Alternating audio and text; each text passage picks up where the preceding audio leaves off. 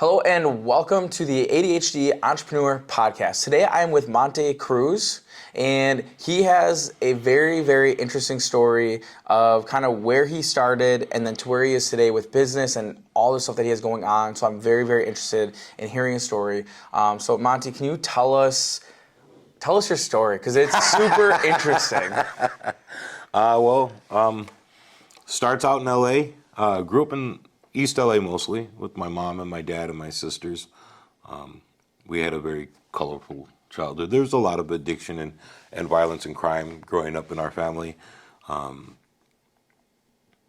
Moved here very young as a teen and continued my familial cycle of violence and criminality and addiction, right? So you come from there's a lot of opinions about nurture versus nature, especially within psychology and within in the criminal justice field, right? So we talk a lot about there's a lot of so the Jungian thought is that some of us are born bad and nothing we can do can change that. We don't believe in that, right? Like we believe that nurture is more influential in a criminal lifestyle or behavior. But the one thing we all agree on is if you're exposed to a criminal lifestyle as a young person, like you continue that cycle. And most of us don't get out of that cycle, unfortunately. And I do a lot of work in the service field in that area. So we see the signs of it all the time, breaking that cycle of criminality, that cycle of addiction. In fact, in the 12-step program that I chair, and have been a part of for a decade now, we actually treat criminality as a primary addiction. So we treat criminality no different than alcoholism, drug addiction. And that kind of makes sense because a lot of people that end up in jail, like you said to me earlier off camera, is that they end up back in jail. Oh yeah, the cycle is pretty thick. At one point, I believe it was like 71% of people who were incarcerated go back within the first 6 months. Yeah. Like, that's a horrible, 7 out of 10 of us return to incarceration after dealing with the consequences of being incarcerated once before, right? Like all that pain and suffering. And for you were able to break that cycle. Yeah, I've been home for almost 10 and a half years now, man. Which is, that's awesome. Yeah. I want to say it wasn't easy. But to be honest with you, let's peek on that then. So we're the ADHD. Let's get off to incarceration. I came to Wisconsin, continued the same criminal lifestyle that I had grown up in with my father, and the lifestyle that we had in LA. My dad had already had a 30-plus year criminal life, including working for some of the cartels and flying planes and smuggling dope back and forth across the Mexico-American border prior to me being born. I came here and continued what I knew, right? Like we all... Do you know what your primary language is? Do you know why your primary language is English? And for me, I would assume it's because that's what I grew up with, which is similar to religion and... How do you identify someone's primary language when they speak multiple languages? I have no idea. The language you dream in. Oh, interesting. So the language you dream in is your primary language. For those of us who grew up in a criminal lifestyle, mine was never a drug addiction and an alcohol addiction. I had a severe addiction to violence, right? Like for me, violence was how I expressed emotion. Just recently, we were talking on our live podcast, Our Community, Our Responsibility, Racine. And we do a live one on Facebook and then on YouTube. On YouTube, I believe it's O-Core Racine, O-C-O-R. Okay. But we were talking about my son passing away. My son passed away 2.5 years ago. And I grew up in an environment where we didn't cry, we didn't show emotion, right? So it was funny as I'm pulling up to work, and I'm in the parking lot, and I started crying. Like I was breaking down crying. That's hard. Yeah, and it was funny because it was so alien to me to cry, and let alone cry in public, right? Now, here I am sitting in my car, in my Jeep, and I'm bawling in the parking lot, thinking about how much I missed my son and how cool he was and how much we cared about each other. And so on the podcast, we were talking about it, Sammy and I were talking about it, and I said, for me, it was a revelation, right? It was an epiphany. I was releasing an emotion that I had withheld and purposely turned into anger prior to this, right? Like when we get hurt, right, there's a lot of things that happen to us emotionally, internally, right? Like we feel betrayed or whatever it is. We express that in different ways. Some of us cry, some of us will withdraw. I would manifest my fear, my sadness, my confusion, all of those would manifest themselves in violence, right? Like I would use violence to express myself. Because that's what you grew up with. Right. Absolutely. East LA, South Central, man. Yeah. Violence was the only language, right? We spoke, and I dreamed in violence, right? Like my dreams were always violent. They were always angry. So we moved here from LA, and I continued that same lifestyle, right? Let's get back on track. All those other people with ADHD, wait till you see this video because it's gonna go, right? So we moved here from LA because my dad went to prison, and my mom's family came down there and brought us here. And my mother was from Racine. Her family was a long time members of this community. My uncle was a court commissioner and a lawyer here in the Racine city. My grandpa was one of the, one of the men who had come on the railroads. They had worked the railroads from Texas to here, and then he got a job at Bucyrus here. So we're long-term members of the Racine community. Yeah. Just not me and my sisters. We grew up out there. And I continued that cycle, right? Immediately, I had a whole change of environment, right? It's much slower here, especially in the 80s. This is the late 80s, right? So it was nowhere near what it is now. And I moved from Los Angeles, East LA. In fact, I think we were living in Pasadena when we moved here. So we were in Pasadena. And we moved here, and it was different. Like, a lot different, I'm sure. Yeah, if you've seen a fight on a street corner, like police showed up. Like I remember growing up hiding weapons in our neighborhood to protect us from other people who would come into our neighborhood. Like Holy cow. We would have bushes where we'd put tuna can lids or can lids, right? Would fold one end over. And what age is this? 7, 8, 9. 7, 8, 9 years old? Yeah. You had to be careful, man, because it didn't matter how old you were. If you were in the wrong hood, you were in the wrong hood. And if they came to your hood, they were coming to your hood for a reason, right? Like there's literally parents right now that would never let their kids walk up the block to school in a safe neighborhood by themselves. And at that age, you're literally looking how I'm that parent, bro. My daughter we live 2 blocks from her school, and my wife or I take our kids to school. Yeah. I mean, we live in a really great neighborhood. That's what I mean. Like that's insane. Like I can't even understand like being that age and having to worry about literally protecting yourself. Not just a little fight. Like you have weapons. Best weapon in the world? Again, ADHD guys, sorry about this. Best weapon in the world? Car antenna. Never would. Rip skin open. Do I want to know how? I'm not talking about the hollow ones, but like the one on my Jeep, the solid steel one. Yeah. Imagine that as a whip. Oh, okay. Swinging it as hard as you can. It'll break skin open. So this is how we grew up, right? So I moved here to Wisconsin, and there was none of that, right? Emotionally, psychologically, mentally, I couldn't change, right? That. Because that's how you were conditioned. Right. And I didn't have any tools to work out of it, right? To break out of that cycle, you need special tools. Well, especially at that young of an age, like that's literally all my formative years, right? All my formative years, right? But picked up at 7, possession of a firearm and 2 grams of cocaine.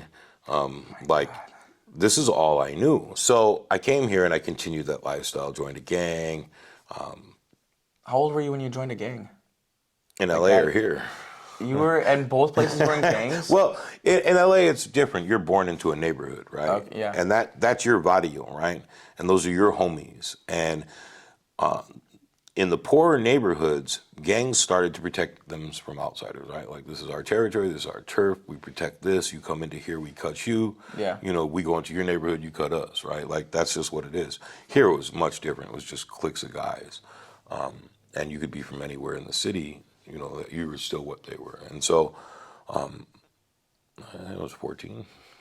Wow. 14 years old and Here. a gang out here. Here. Yeah. Yeah, back there. I was born into the neighborhood. So the barrio is the barrio. So, and we won't talk about that. Yeah. You know, petty criminal stuff, breaking into houses, breaking into cars, stealing cars at 14.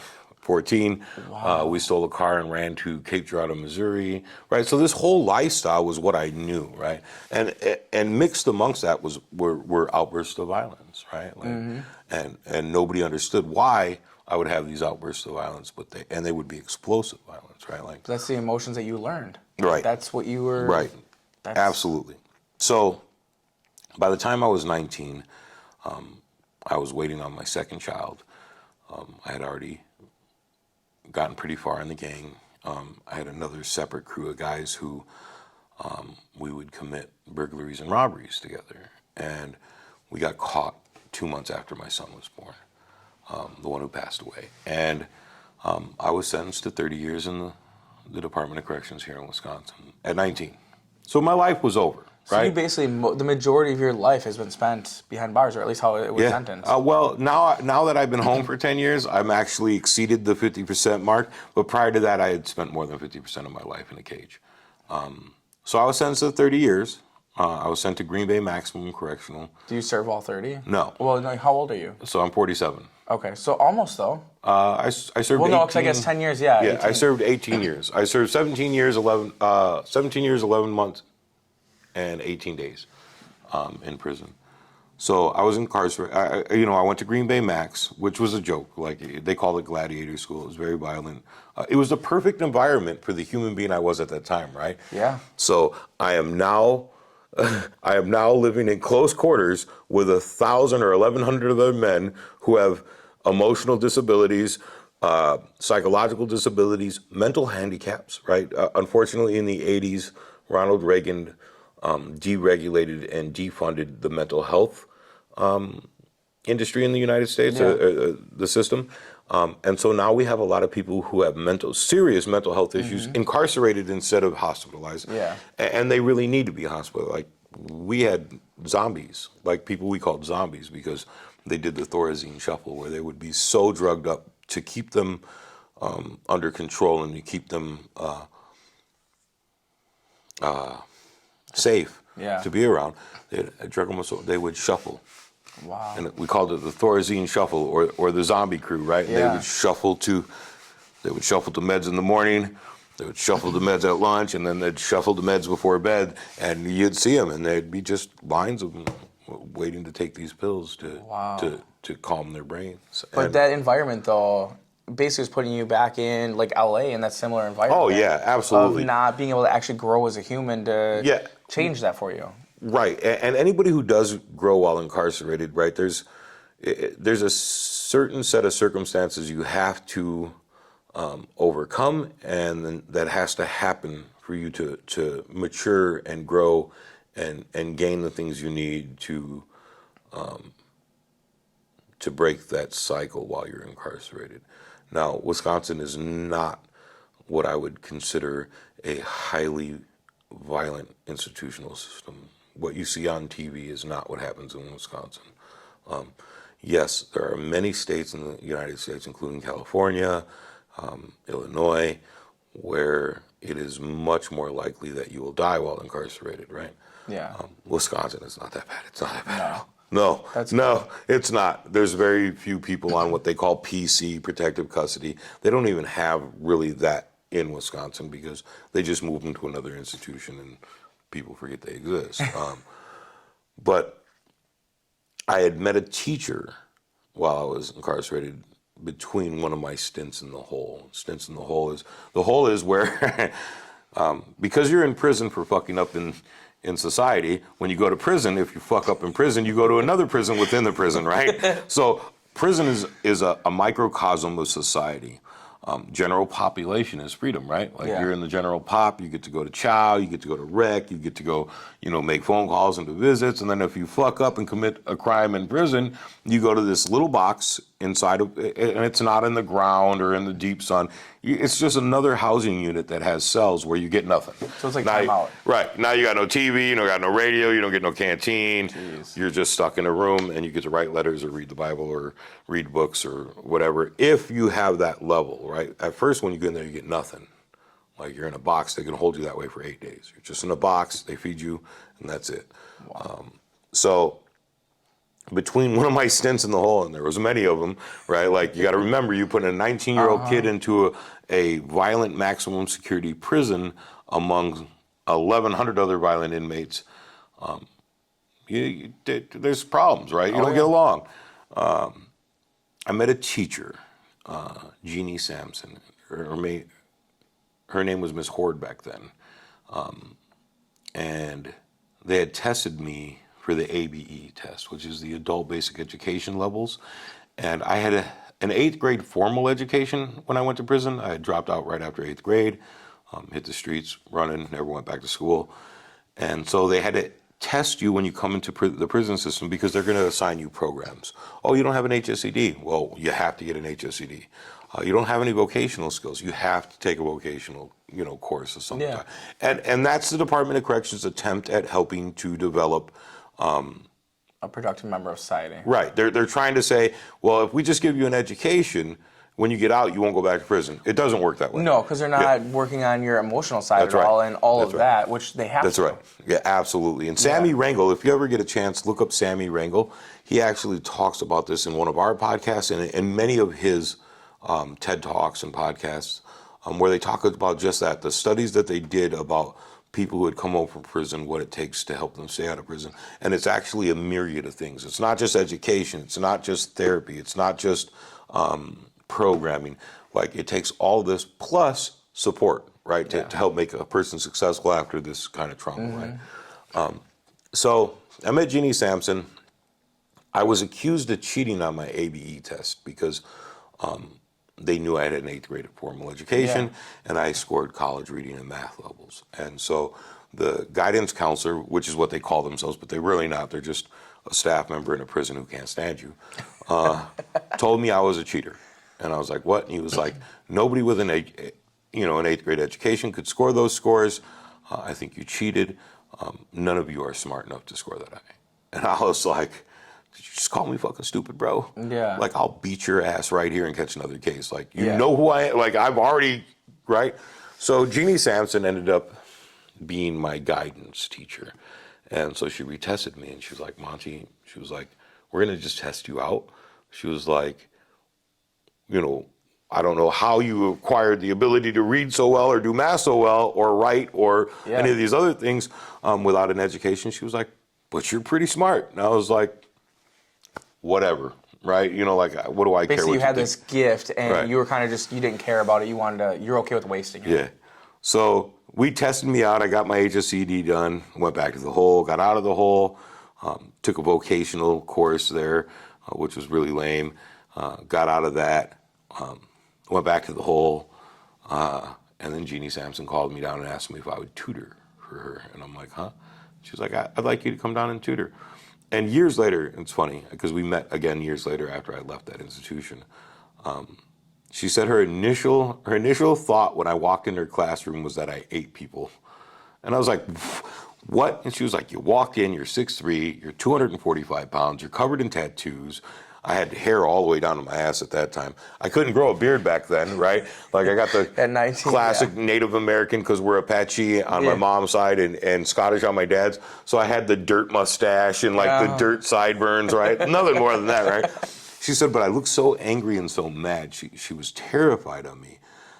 And then she said after about an hour of talking to me, she was much more comfortable and she wanted me to help her students because I spoke Spanish. And I took a tutoring job, man. It was weird. Fast forward several years, I get transferred to medium security.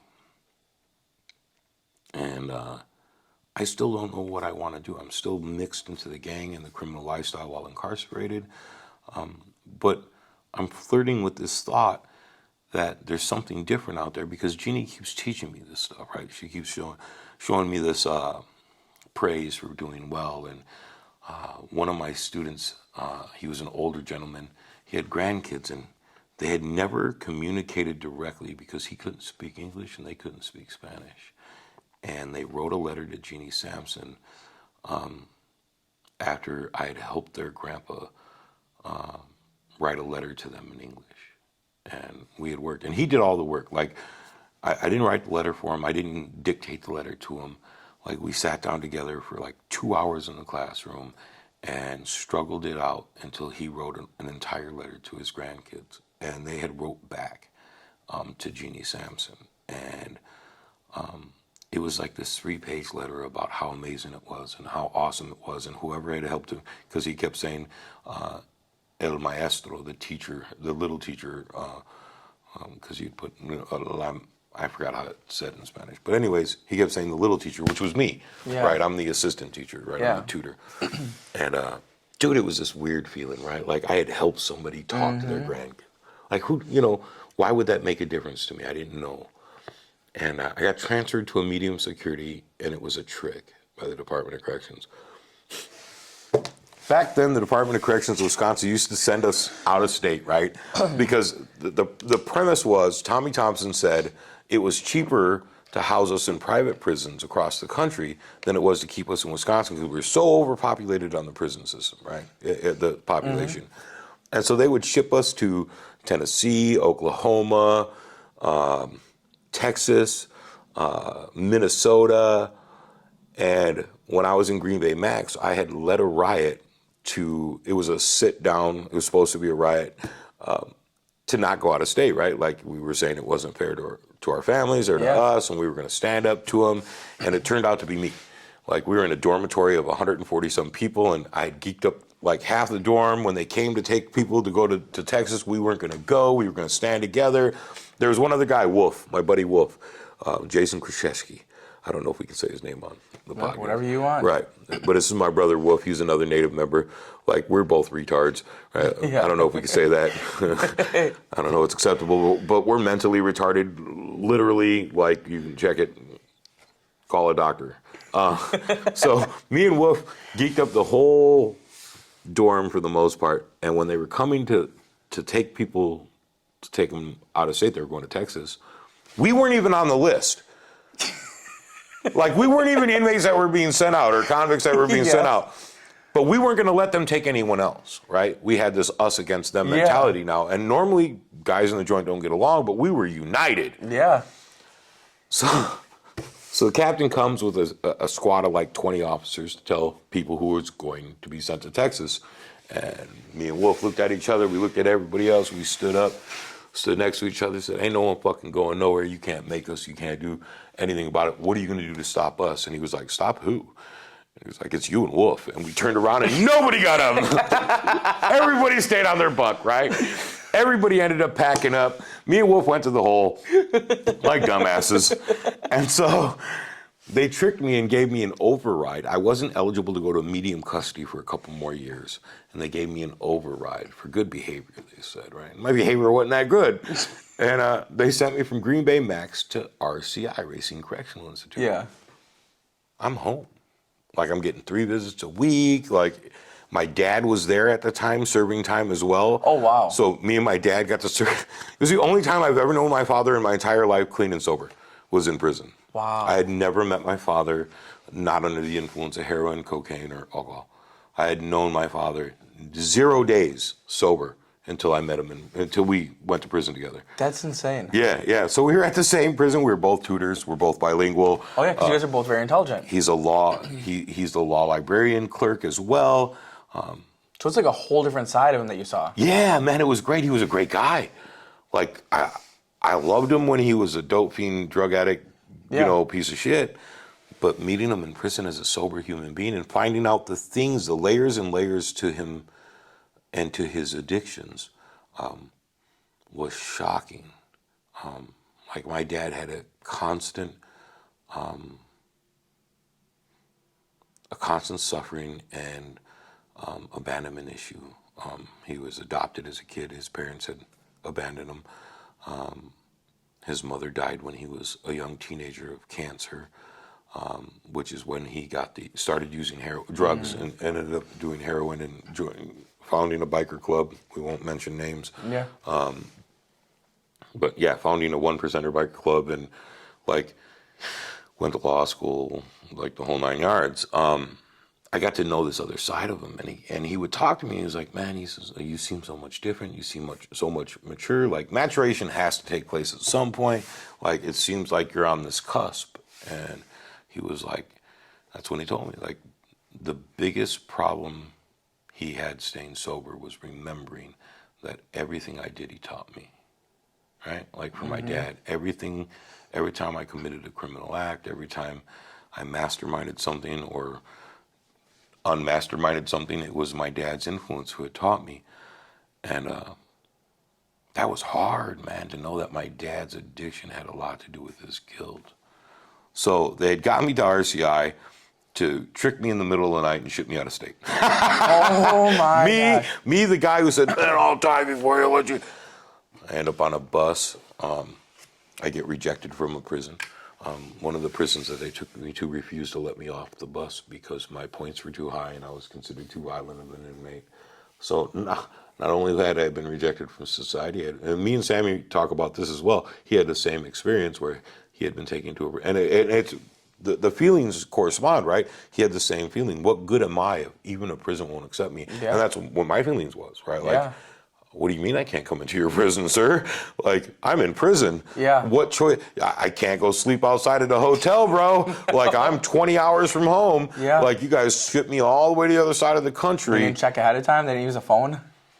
No, they tried to sneak me in there with their Oh. file. They didn't tell them. They didn't inform them that I was on the bus. Holy cow. They didn't expose them to my file until I got there. And so I ended up in Minnesota. I did a couple years there and then went to the hole quite a bit while I was there. But I kept developing this idea in my head that my life wasn't what it was supposed to be, right? Like I had this little Bigger kernel. purpose. Right. And so I was asked to lead the Native group, and it's a very big honor. And I denied it at first. I didn't want to do it. I didn't think that I should lead people in a thing that dedicated itself to spirituality, because the only thing I led people in was violence, right? Like, you want to go smash some shit up and shank some people, let's go, right?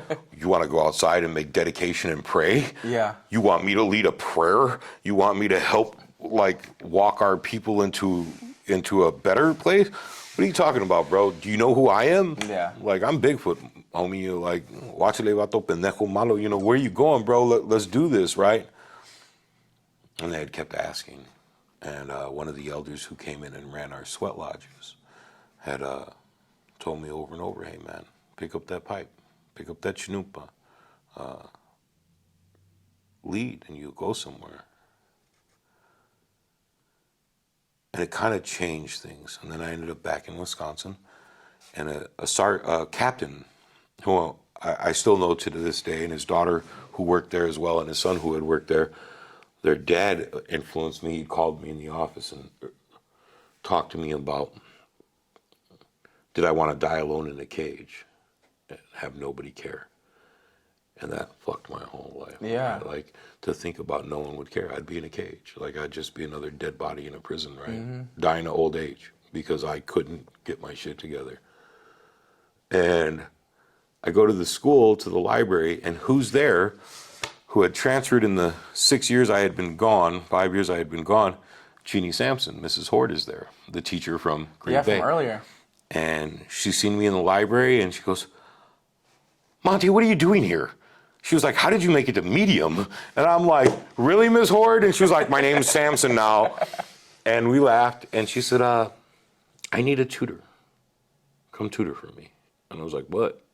She was like, "Come tutor for me." She was like, "We need an ESL tutor, we need an ABE tutor, and we need a writing tutor." She was like, "You write so well, come tutor." And so I did. And then I ended up being the only inmate in the institution, I had 2 jobs, and usually you can only have one because there's limited jobs in the prison system. Yeah. But I was the auto body and lead tutor in the mornings, and then in the afternoons and evenings, I tutored for the school. And James Stevens and I were the lead tutors for the entire department, or the entire prison at Fox Lake. And I started getting this praise, right? This for doing good, right? And I was like, wow, this is real weird. But now they're talking about letting me go. So why don't I behave, make them think I'm all better, and then they can let me go, and I'll go out and I'll just do some robberies and make some money real quick. Because this is how you think, Yeah. right? Like this mastermind plan. Like now I look back and think, oh, dude, you're a fucking dummy, right? Yeah. How do you do something smart that's dumb, right? Yeah. Like, let me find the smartest and safest way to shoot myself. Right? Yeah. Right? Like we're doing something totally stupid, but we've convinced ourselves we can do it smartly, right? It's a dumbass thing to do in the first place. Correct. Right? But I think a lot of people in prison don't think that way. No, not at all. Not at all. And dude, listen, if you don't think there are intelligent human beings in prison, some of the highest IQ people I've ever met were in prison, right? Yeah. Chess masters. That's where I learned how to play really well. People who just think they can do something dumb smart. Right? So I started developing this urge, or this kernel inside.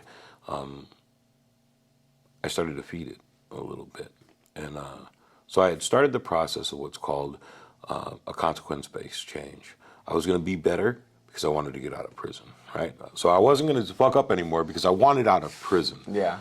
And during that stage, that consequence-based change, right, that fear-based change, and here's something important to understand: human beings can overcome fear, right? Like, yeah, I'm afraid of dying in prison alone. I don't want to be in prison, but there are things that I'm willing to trade, right? Like, I'm deathly afraid of heights. If my kid's going to fall off of a roof, I'm going to run for the edge, right? Yeah. That's just the way it is. Makes sense. Right. So during this consequence-based change, I started to feed that kernel, and all of a sudden I started having this principle-based questions, right? Like, well, why do I have to stab somebody if they call me a name, right? Like, there's certain names in the criminal lifestyle that men aren't allowed to accept. Like, you can't let anyone call you a homosexual for any reason, right? There's a huge stigma about that, and you can't be friends with a homosexual. You can't be called a bitch. Anything that questions your manhood, right? You should kill somebody for. I know people who are in prison for just that. Wow. Disrespect, right? They murdered somebody because they called them out their name. And they couldn't allow them to do that because their respect was more important. They would rather be in jail. Right. So this is the thought process. Wow. Doing something dumb in a smart way, right? That's what we Yeah. think, right? So we have these choices and we funnel them down to this nothingness, right? Like, this is the only choice I can make. I never thought why, right? Mm-hmm. So as I'm building this principle-based change, right, I'm feeding this little kernel, this little nugget, this little seed, I'm starting to see things differently, right? I'm starting to learn things that are challenging what I've always believed. It's hard. Challenging a belief system is hard. It's really important to remember that as we go forward. So I'm challenging everything I've ever known. All the behaviors, all the thoughts. And I make it to a minimum. Wow. Like, I went from, when I left Max, a group of the officers told me that they would keep my bed warm because I'd be back. I'd never make it. And I'm like, damn. And so as I left Medium, the opposite happened. The captain, Maxwell, Clyde Maxwell, one of the greatest human beings I've ever known. And literally his conversation to him, and I already know, was so minor that when I reminded him, he didn't remember at first. He was like, oh, wait, yeah, I did. I remember talking. Like, it was just so nonchalant. He changed my life with a nonchalant comment about me being a better person and not dying alone in a cage, right? Like, nonchalantly. Do you think that was like the turning point for you? Oh, yeah. Between him and Miss Sampson, between him and Mother Goose, we called Jeannie Sampson Mother Goose. We actually built a we built a creative writing program. Me, and James Stevens built a creative writing program. He's actually a published author now from prison because of that program that me, and Jeannie developed, the creative writing class. So I'm trying to remember the name of his. I'll get to you later. But he's got a couple books out that you can buy on Amazon, and they're really good. His work is a little different than mine. My writing work is much more abrupt and angry, right? Mm-hmm. But I had found an outlet for my pain. Yeah. Right. That didn't include hurting a human being. Which is right. So that was something that was nice that you were able to let your emotions out in a safe place, and nobody had to worry about. Nobody had to worry about stabbed, beat, kicked in the face. None of that, right? Yeah. I never knew how to do that before. Now I can write something. Wait a minute. I could draw. And it lets it all out. No different than a punching bag for some people. Yeah. My artwork. I oil paint. I draw. I sketch. I use charcoal. But the writing and Clyde Maxwell. So I had started feeding this, and I made it to a minimum security prison system. And when I got there, I was able to go on work release. Work release is where you leave the prison to go to a regular job, and then you pay the prison system to be in prison, right? And they take a percentage. Yeah. They take a chunk. I'm sure they do. And I worked at an iron foundry, melting iron. 12 hours a day, 6 days a week for several years. I never missed a day of work. Never called in, never was late. Well, prison wouldn't let you be late, so you know what I mean? I went to work every possible day that I could. I took all my extra hours, and I slaved, man. Working in an iron foundry is horrible. But now that I'm out there in the world working, I'm meeting regular people, right, for the first time. And these civilians are enthralled by the story of me being in prison. Right? Oh my, Monty's in prison. I think it's murder. He's been in for 20 years, right? Yeah. They didn't know. Some people hated me for it. But for the most part, it was a very supportive environment. And people would say, man, I can't believe you're in prison, bro. And I'm like, what do you mean? And they were like, you're always smiling and happy. I was like, you're at this horrible, and they would talk about it. You're at this horrible shit job covered in soot. Breathing in hell. It's 130 degrees in there at all times, right? I'm on a melt deck, so I'm melt iron. I got videos of 3,000 degree iron that were as close as you and I are to it, right? I'm standing right here, the 20 tons of melted iron are sitting right in front of me, right? That would be horrible. I do this 12 hours a day, smiling. I am happy. Dudes are bringing me food. Their wives are sending me dinners with them. Oh my God, Monty's eating prison food. Let's give him a spaghetti dinner. I'm like, spaghetti dinner, dude? Oh my God. Do you need a hand job? What do we get? What's the trade here, bro? I don't know. I'm in prison, right? There's rules, right? If I give you a candy bar, does that mean, you give me a candy bar, am I your girlfriend now? I don't know, bro. Right? Completely different world. I met a guy named Russ and his wife who had lost a child. And Russ knew I was an artist, and he had asked me to draw a frame for one of the photos for their son. And I couldn't fathom the feeling it felt to lose a son. So I just put in all of the emotion I had for the loss that I had felt over the years. My dad had died while I was incarcerated, and I couldn't say goodbye. My brother had died. I had lost a bunch of people while in prison. And so I put all that emotion into it. And his wife and him became my family. And so Russ said something to me as I was getting ready to be released. I had worked all the way up to getting out. I'm getting out of prison now, and Russ was like, Monty, you can be a great human being. You can succeed. Don't let the past, burn you. And I'm like, all right. And I get out.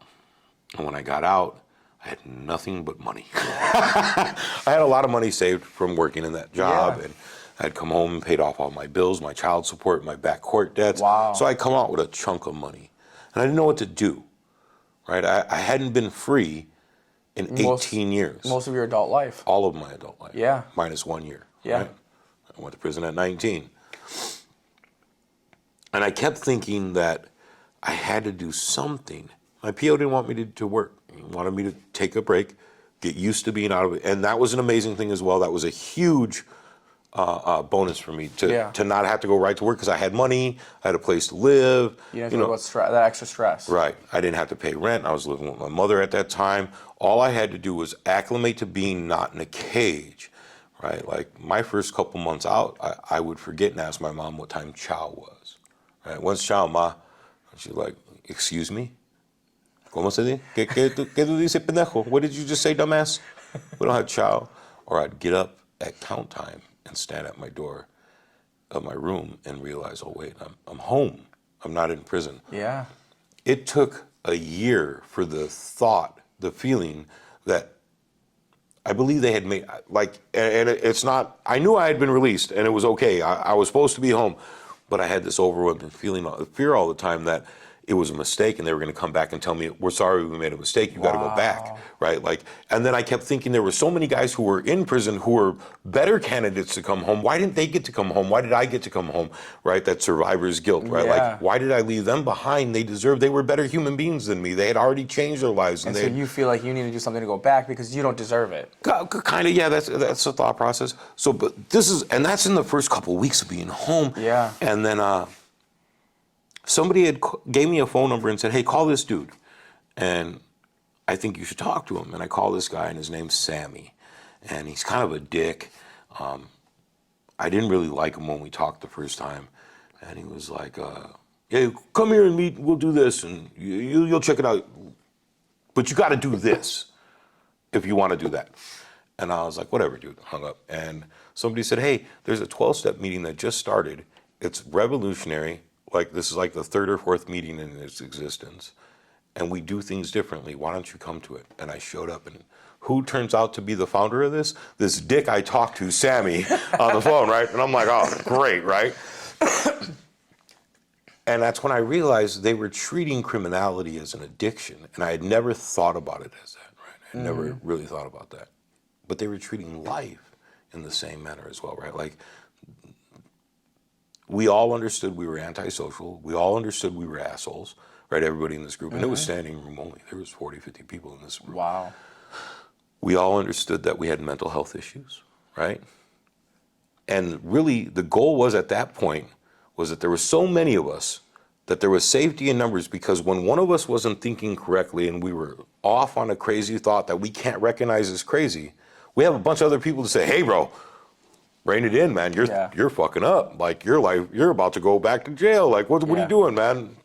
Just look at what you're doing, and then we could stop and take a pause and look at our life and be like, oh shit, yeah. Like, this is the route I take to go back to jail. Let me get off at this exit real quick.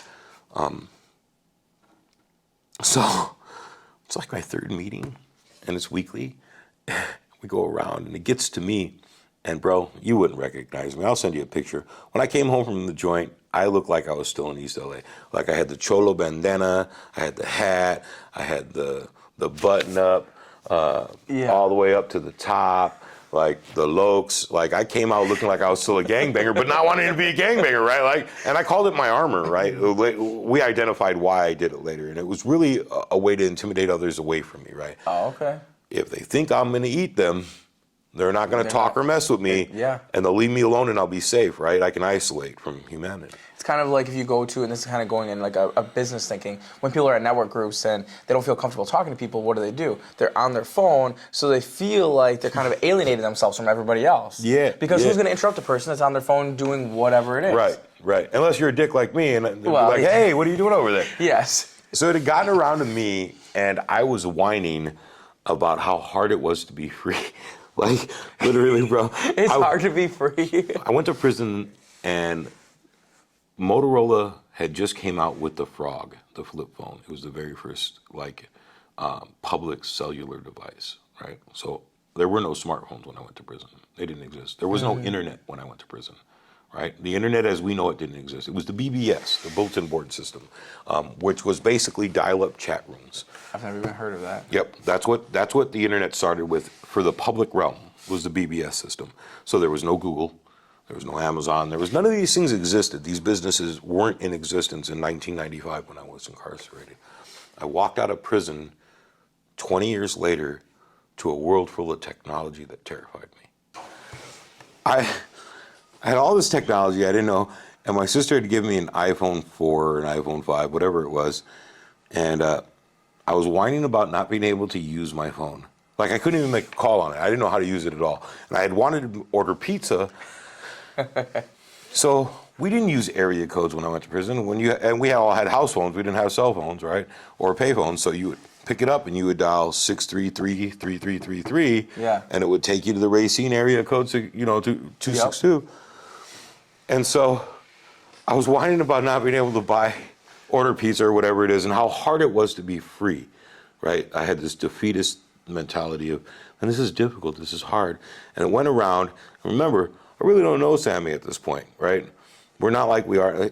That's my brother. Like, I love him. I love him like any of my blood sisters or brothers. So at that time, I didn't really know this dude. And it gets around to him, and he's a big boy, right? Like, he's got a head the size of a water buffalo's head, right? Like, his head's just this massive dome, right? He's a big, huge built guy. And it gets to him, and he's the chair of the group, the leader of the group, and the founder of the program, right? He founded the program that we're working, right? Yeah. And he goes, "Hey, Monte, I just want to ask you a question.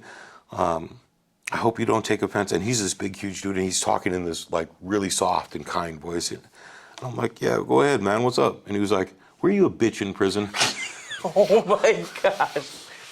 And my first thought process was get up and punch him in his shit. Yeah. Right? Like, whether he can whoop you or not, I don't care. Like, we're going to fight right here, right now. And I stopped. And I said, "What did you say, man?"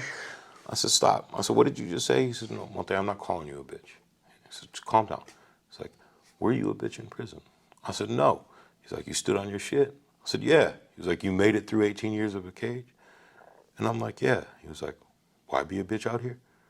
It's hard but necessary." Those words changed my life, but necessary. Anytime from that point on, I thought, this is really hard. I never stopped my sentence there. I never put a period at the end of that. I stuck a comma on that motherfucker and said, "but necessary." So this is hard, but it's necessary. That's a really good way to look at that. So I had this money, didn't know what to do with it. I could flip it and buy dope. I could invest in a drug run or a gun run with my guys. I could call the homies up. I was really good at cars, working on cars. I've always been good. Growing up, I worked on cars with my dad, my mom. Like, my mom taught me how to do a lot of this shit I know mechanically. My mom grew up poor. When you got a car and it breaks down and you're poor, you fix it. Yeah. Right. So I just took a job as a delivery driver for Topper's Pizza. Swear to God. I was in prison for driving the getaway car in multiple armed robberies, and I got a job as a delivery driver for pizza, right? It's my forte, right? This is my wheelhouse, man. You put me behind the wheel, I'll get the pizza there quick, right? Like, they never caught us in a chase. Like, I got chased 3 times during the robbery days, and they never got caught. You gave me the right job, bro. So you're right? that pizza there on time. Right. Hot, ready, fresh to go. And listen, I was so serious about delivering pizza. I would get my orders, and I would call my customers on the phone numbers on their list to let them know I was on the way. Oh, wow. Like, I didn't. So That's customer service, though. Damn right. And one of the things I noticed immediately was our drivers would take 2 or 3 runs with them. And before they got back, those people would be calling to ask where their pizza were. Because it wasn't that they cared about how long it took. They just wanted a mind frame to know that they were getting their pizza. Yeah, an update. Just let me know I'm getting pizza. And you probably got better tips because you... Dude, I was the highest tip person in the store. I made bank on the road and in the store. Like, customers would come in, and I'd be the first one to run up to the front and be like, "Hey, how's it going, man?" And I'll explain why. So when Sammy had said that it was necessary, that but necessary portion of his conversation, I decided right then and there I didn't want to work for other people for the rest of my life, and I had to do something for multiple reasons, right?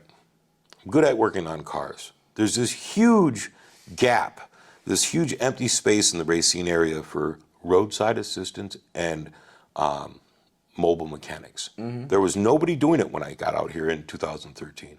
No one, not a single person. Any mobile mechanic you see now came after me. I was the first. Wow. So I started Cruz Automotive and used my social as a DBA, doing business as. And I offered services that were better and cheaper than everyone else. First thing I didn't do was mark up my parts. right? Like, I need to get in at the ground floor. I need to figure out how to beat the people who are already established. And the first thing I thought is I could give a lower price with a better service, right? So you're kind of buying your way into the business by offering a discounted price just to get the exposure and get your name out there. Damn right. So I invested all my money into tools, and I bought 10 grand worth of tools, right? And back then, that was a lot. I mean, a lot Still more money. is. Well, yeah. I mean, it is nowadays too. Yeah, but still back is. then, though, I mean, that's a lot of money still. We had just got a Harbor Freight and Racine, right? So I didn't really know who they were. If it was 10 grand in Harbor Freight. No. Oh. I spent all my money on Craftsman and Snap-on and Matco. So, right. So you got I like didn't know 5 Harbor tools. Freight existed, right? So I bought a beat up. My brother, my foster sister, and her husband gave me a Suburban, and it had problems with the rear end. I traded that for a different truck and bought a Buick Regal GSE. A 99 Buick Regal. This is 2013. I bought a 99 3.8 liter supercharged. I tuned the crap out of it and supercharged and peaked everything.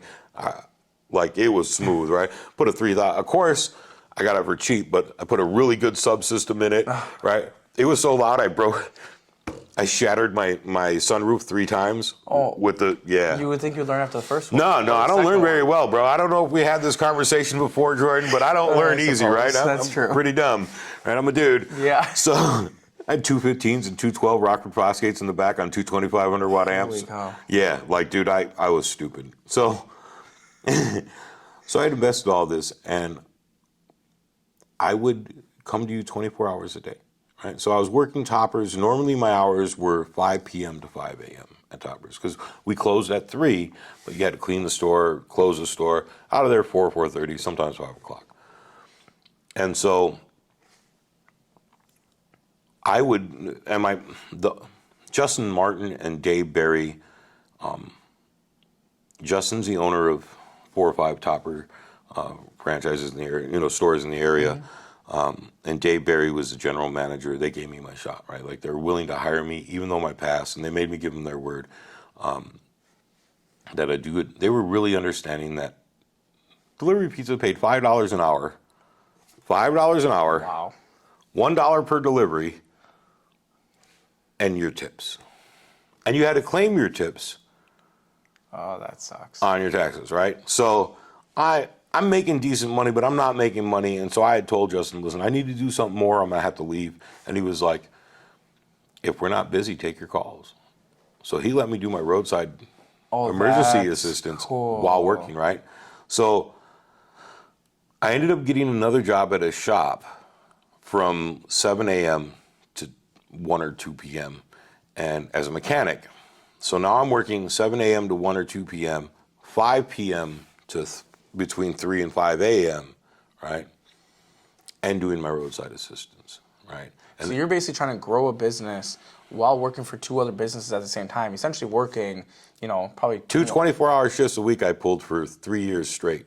Wow. So every week I would do 2 24-hour shifts in a week where I didn't go to bed until I didn't stop working until 24 hours after I had started working, and then I only got a 5-hour rest before I had to go to my other job. And some people are complaining of working that 9 to 5 and then working the 6 to 10 to try to grow the side hustle. But at this point, I didn't have kids that were children. My kids were adults already. Yeah. I had come home from prison after they had become adults, and I was trying to develop a relationship with them, and it was really straining because I was always working. Yeah.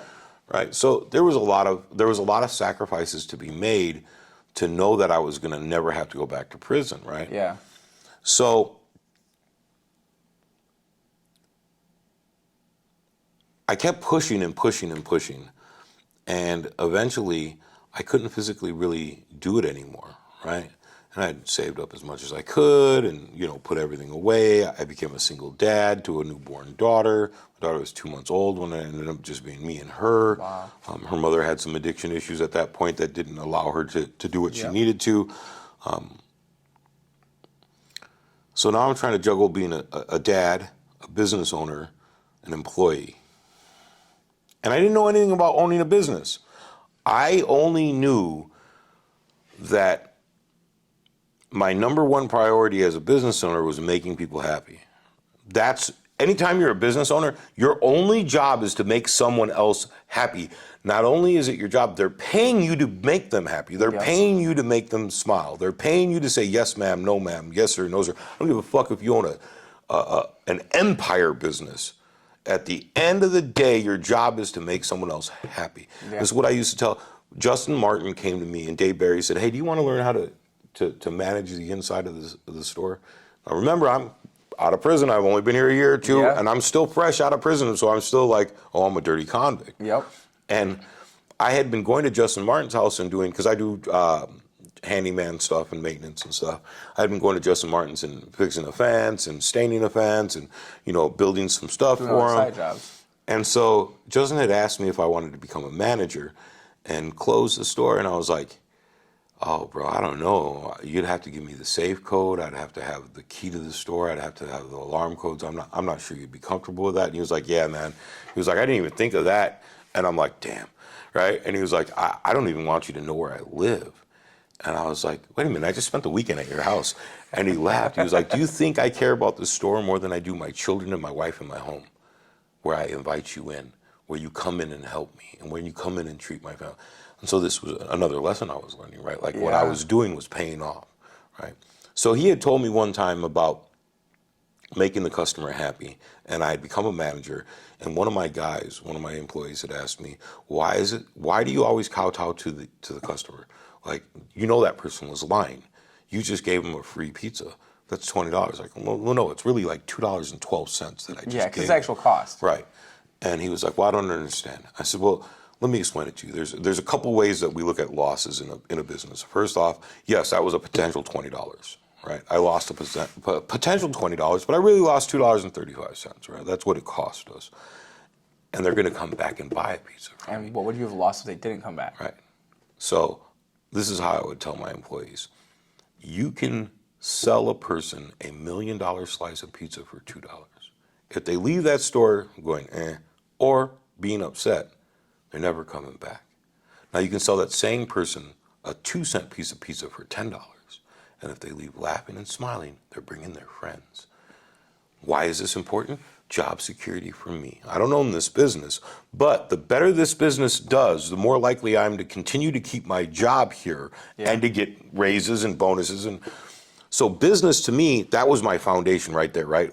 Make these people happy. And it basically started with somebody that was willing to take a chance on you with your past and see the good in you to move forward and teach you. I couldn't physically be under cars in 30-degree weather, below zero weather anymore. It was just too taxing. It was too much. I had to be a dad. I took a short stint of a job at Ocean Spray. Absolutely fucking miserable in the factory setting, right? Like, that is not for me. I had one of the most important jobs in the whole place. I blended juice, right? Juice blending.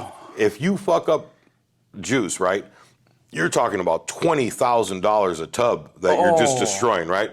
So you have to be on I would fall asleep at the computer. Oh my God. And drool. I'd wake up and I'd be drooling and my coworkers would be like, bro, how do you just pass out sitting there? Are you narcoleptic? I was like, I don't know, maybe, but this isn't for me, man. Like, can I go down on the floor and run a forklift? No, and it was the highest paying, I was $30-something an hour, the highest paying job I ever had. Right? I'm about to become a part of the union. Like, I get all these benefits. Ocean Spray is a lifetime job, right? That's what they call a retirement job, right? You're set for life if you get in there. And I hated every second I was there, right? Like, I despised it. I smiled. I made people happy. I did everything I was supposed to. But when they put me in that juice room, like, I'd be, the alarm would dee, dee, dee, dee. Oh, I gotta put in something. What am I putting in today? Right? Horrible, bro. Like, I just didn't do well at factory work, right? Like, juice making was not my thing. And so I left, and I went back to Toppers as a manager, part-time, and I went to Arby's as a manager part-time. Both in food service. I got to know food service a little bit more. More importantly, I got to know business a little bit more. And my brother came to me with an idea of starting a trucking company. My brother was an over-the-road trucker. It's not my blood brother. We were in a foster home as a kid, but he's my brother. Yeah. And him and his wife had invested everything they had to build this over-the-road trucking business, but they needed someone to manage it and to dispatch it. And so we started talking about wages and, what I would earn as a co-owner if I wanted to buy in and, all these different things. And I took a shot and I said, you know what? I'm with you. I'm going to quit my job now, live off of my savings, because it's going to take us 7 or 8 months for me to learn enough about the trucking industry for me to take over. And that's a tough industry. Yeah. Let me learn how to broker deals, how to get loads, how to keep you from deadheading too far. Like, I had to keep the profit up. We had fuel mileage, all this shit that goes along with the trucking industry. And so, single dad, living in the basement of my buddy's house, paying him rent with my daughter. Like, never been a dad before. Like, I went to prison when my oldest was 1 and my son was 2 months old. So now my daughter's 2. This is the longest I've ever been a parent on the scene. Doing all that right, crazy all of stuff, it, yeah. all of it. Right, like I don't know anything. Every time she coughed, I'd run to the emergency room. Ah, right, like freaking out, like a fucking retard. Right? Oh, she's gonna die, doc. She had diarrhea and she threw up on me. Right, like just horrible, bro. And I said, all right, man, this will allow me to work from home. I dispatch from home. So we did it, and we did okay for a few years, and then. I'm going to tell you now, every business that failed, it's management's fault. Every business that fails is management's fault. Every business. If your business is suffering, it's because of you. So, my brother and I come to a point where we're not able to continue anymore, and we lose everything. My brother lost everything. I lost everything. My wife and, at that time, girlfriend and I had, and we had... invested all of our money into helping with the company and whatever we needed to do. How long did the business last? 3 years. What, if you don't mind talking on it, what happened? Like, what caused it to fail? A drop in the value of loads, right? So most of the time in the trucking and the freight industry, we talk about dollars per mile, right? What are you making a mile? At that point, when we started, the national average was like $1.57, and I was pulling us almost $3 a mile. Wow. The national average was $1.57 when we started. I made some really great relationships at some major brokerages, right? Now, this is how the trucking industry works. You are a manufacturer. You manufacture your Samsung. You do TVs. That's all you do. Now, all these other companies want your TVs delivered to their stores so that they can sell them. Yeah. So you, as me, right, as the freight runner, and him as the seller, right? So the seller calls a brokerage and says, hey, I need loads from Jordan's manufacturing, his TV place, to my store. I'm willing to pay you this much money to get them there. The brokerage has a load board and says, hey, we're willing to pay you $1,200 to drive 600 miles, right? $2 a mile, like, get it there on time. So what happens is they get contracts. And when they get those contracts, brokerages have to make their contractors happy, or they risk losing that contract. And so I didn't know any of this when we started, right? Bill of ladings, shipping manifests. I didn't know any of this shit. Never seen one in my life, right? Fuel surcharges. There's all this stuff that goes into, and I had spent 6 or 7 months just studying nothing but the freight industry and historically what it has done, right? There's a pendulum that swings both ways, just like every other thing in the country, right? And we were like at an upswing, right? It looked like we were swinging upwards, and we were for 3 years, and then we went, so I had made some great relationships at some pretty big brokerages, and one of the guys that I had made a relationship, and I won't say his name, he's no longer in the industry, he was in charge of what were called monster loads. And monster loads were loads that were late that the company was willing to lose money on to get them to where they needed to be as fast as possible. Okay. And so I gave him free reign of a truck. And I said, here's our truck. You send it anywhere you want. Just make sure I'm making the most money we can make. And he would get me stupid mileage, right? $4 a mile sometimes, right? Dumb mileage, right? He left. And when he left, we still had great miles and we had great mileages.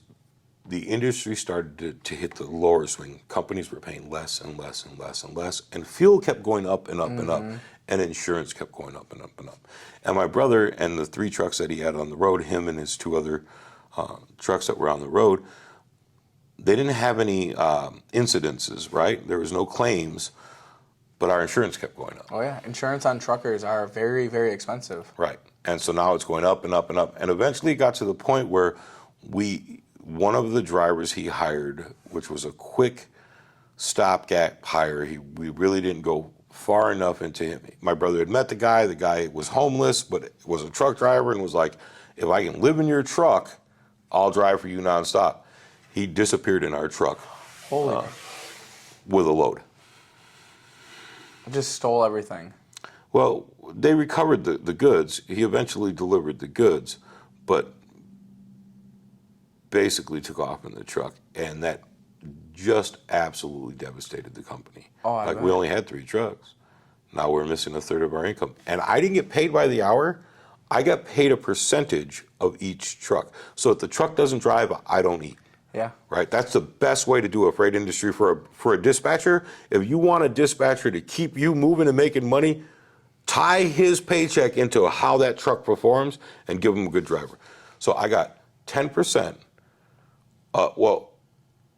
When we only had 1 truck, I got 10% of that truck's weekly intake, minus the fuel surcharge.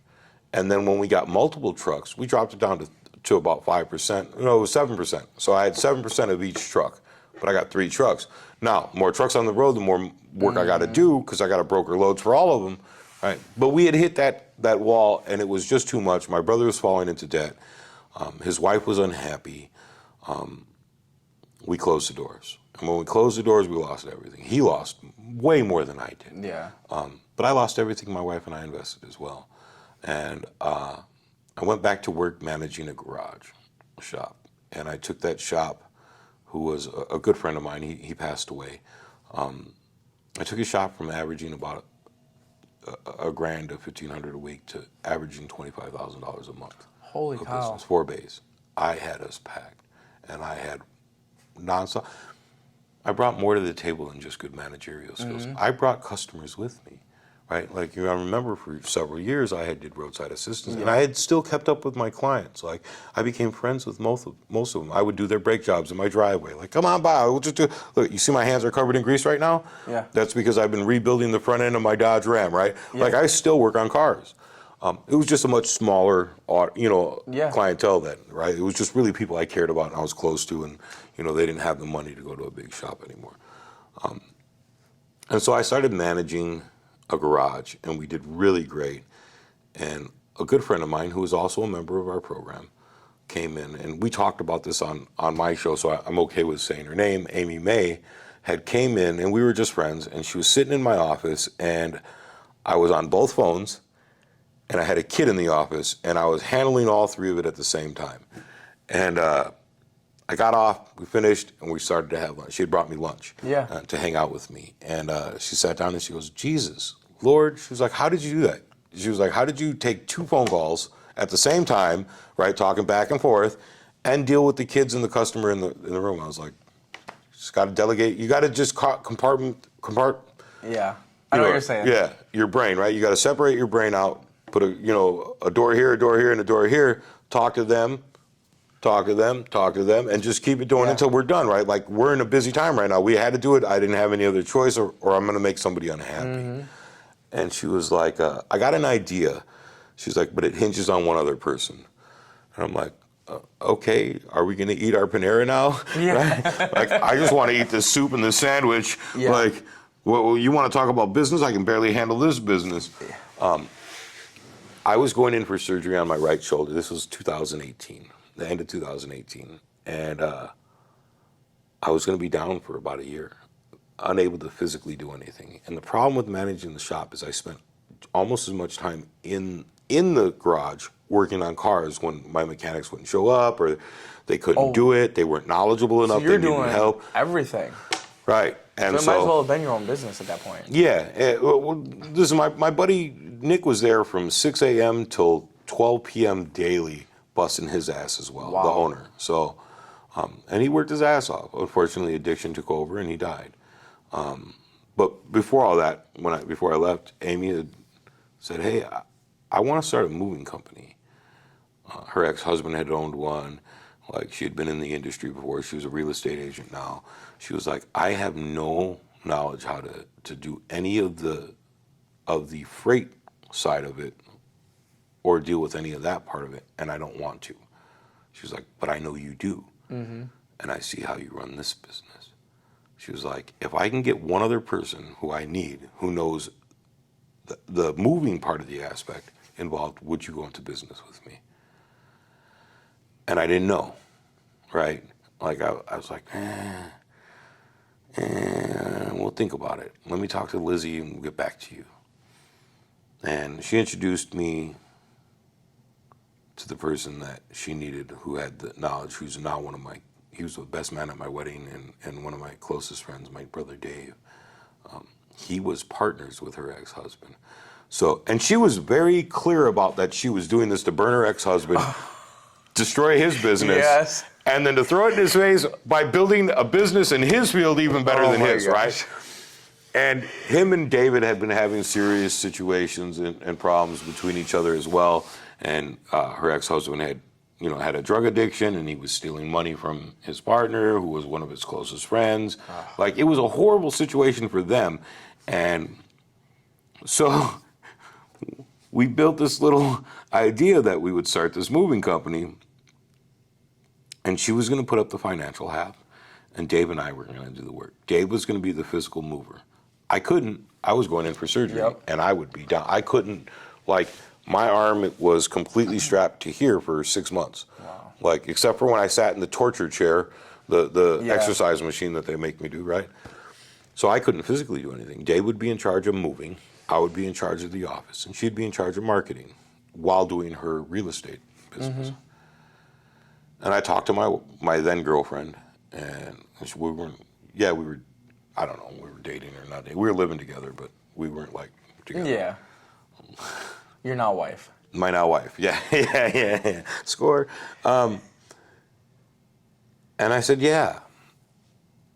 And I started looking at the market, and the housing market was jumping, right? You got to remember, this is 2018, 19. Yeah, a little bit before COVID. We had recovered from the huge housing crash of 2008 through 13, right? And so now we're at this skyrocketing jump going up in the business, right? And it's just going and going. And no one's thinking about, it goes up. Has to eventually come down. Right. And so we go into it, and we didn't really market the way a normal company would market. We didn't put any commercials out. We didn't put any flyers out. We didn't put news bulletins out. We made a comment on Facebook, and then Amy said, who's a real estate agent, said, Monday morning, we're going to drop off baskets of muffins, chocolates, and coffee with our cards and our pamphlets to every real estate agency in Racine and Kenosha. And I was like, what? She was like, we spent like $400 on muffins, and then we got baskets from Value Village, because it'd sell like little and we built these baskets full of muffins and cards and wrapped them in plastic, like gift baskets, and we took them to every real estate agency in the Racine Kenosha area. Bro, that shit exploded. I believe it. Every time they'd go to they're selling houses and buying houses, and so the first thing their clients would say is, well, now we have to move. Hey, call Monte at Here and There Moving. Mention my name, and he's going to give you a discount right off the top for mentioning my name. Like, that was ingenious. Yeah. Right? We didn't advertise anything. And then we did undercut the other companies by a lot. But we reached out to a couple of our other small moving companies in the area. Norby and Sons, Nicole and Arlene Norby. They own one of the oldest moving companies in Racine, Norby and Sons. Her dad had built it with his brother and his kids, and she had taken it over. We went to them and let them know what we were doing, because they had been friends outside of business prior, and we didn't want to be enemies, right? And now we're not. Norby and Nicole and I trade employees. Like, if we're slow and they're busy and they need help, I'll tell my guys, hey, give Nicole a call. She has some work for you guys. That's awesome to have that type of relationship. My responsibility isn't to me, it's to my clients and to my employees, right? Correct. I got to get them fed. If I don't have the work and Nicole's willing to pay them an equal amount or more, I'm going to send you to Nicole. Yeah. Right? So, and we'll do that all the time. That is so cool that you have that relationship. And so we undercut everybody. We were at $145 an hour when we started, $140 an hour. $140, 3 guys, a truck, the tools and full coverage insurance were $140 an hour. You got to pay for like paper, plastic, and, wrap and stuff like that. Disposables. Right. And we focused on customer care. So the big draw for our company was every single client met the owner. David or I were on every single job. We met so you didn't have to trust an employee to tell me that they damaged something that you owned. We were there. Yeah. Right? We took care of it there, on site, right? If my customer had a complaint, they could just tell me. If there's somebody if one of my crew wasn't doing what they were supposed to, I was there. Yeah. Dave was there, right? And word of mouth spread like wildfire. And meanwhile, I'm already doing like live TV casts. I'm doing the 12-step program. I'm working with people. So I already have a lot of people who know me. I had made it a mission in life when I came home from prison to walk my apology. And that's what I tell people. Like, I owe a debt to my community for the crimes that I committed while I was out there as a kid, right? Like, I caused damage to my community. Now I have to rebuild that, right? And repair that damage, even though I did my prison time. That's fine and dandy. Right, I paid my debt, like they say. Now I got to pay my taxes, right? Right, like when you go and buy a car, you don't pay $1099.99. When you walk out there, you paid 14 grand, right? So I paid my $1099.99. Now I'm paying my taxes, right? So I have to live this apology. So I have made it a mission to be friends with every human being I spoke to, like to attempt to be a friend with everybody I spoke to. If I met you, I want to be your friend. Like, can we be friends? Like, this isn't a popular, I just want to be friends so that we can have a good, and so now all of a sudden, everybody in racing knew who I was, right? Everybody was talking about me. There were people in prison, calling me from prison saying, hey, my people said this, can you help me come, what's Sammy doing with the program? Could you give me some advice? Like, from prison, like, I'm like, I don't even know you, bro. Wow. But yeah, what can I do to help, man? Yeah, exactly. Like, what can I do to help you not go back? What can I help you to not victimize another person in my city, right? Like, my mom's a potential, my sisters, my kids, my family, all of these are potential victims. So every time somebody doesn't commit a crime, we save somebody from being victimized. So what can I do to help? Yeah. So I had already had this huge community. And so I hit my Facebook and said, hey, listen, I want to introduce you to our new business venture. I want to introduce you to Here and There Moving Inc. And then I did live videos regularly and tagged every human being I could in it, right? Like when it said share, and you can go to on a Facebook Live, you can go to you hit share, and then it's share in Messenger. Yeah. I would spend 20 minutes doing this. Yeah. At the beginning of every video. So like 100 people would get a notification, bam, and I'd say, hey, share this, share this, share this, share this. If you're my buddy and I love you and you love me, share my video, right? Yeah. Share it. And they would share it. And so I'd get 150 views. And now all of a sudden, oh, he owns a moving company. Call Monty. Oh, Dave and Monty and Amy have a moving company. Call one of them. And it flooded in. And we did great. The pandemic hit and we did better. Because even more people were selling houses and buying houses and fixing up houses. And so it wasn't until last year that things started slowing down as the market started taking hit after hit, right? Yeah. It was increase in interest rates. And it's not that the houses aren't selling as much. They're not. Like, I don't know if you know about the real estate market analytics. A little bit. So in 2008, over a year period, the market dropped 1.6. And that was the largest drop in the housing market in history before we hit the largest recession in the housing market in history. Yeah. So that was over a year period, 1.6 or 1.9 it had dropped. In the last 7 months, we've dropped 3.6. Is that because it was so high though before? Don't know. We don't know. So a lot of the people in the industry are predicting a huge recession in the housing market. And the biggest thing that was forecasted that if it happened, it would be a raise in the interest rate again, and now we're getting a raise in the interest rate again.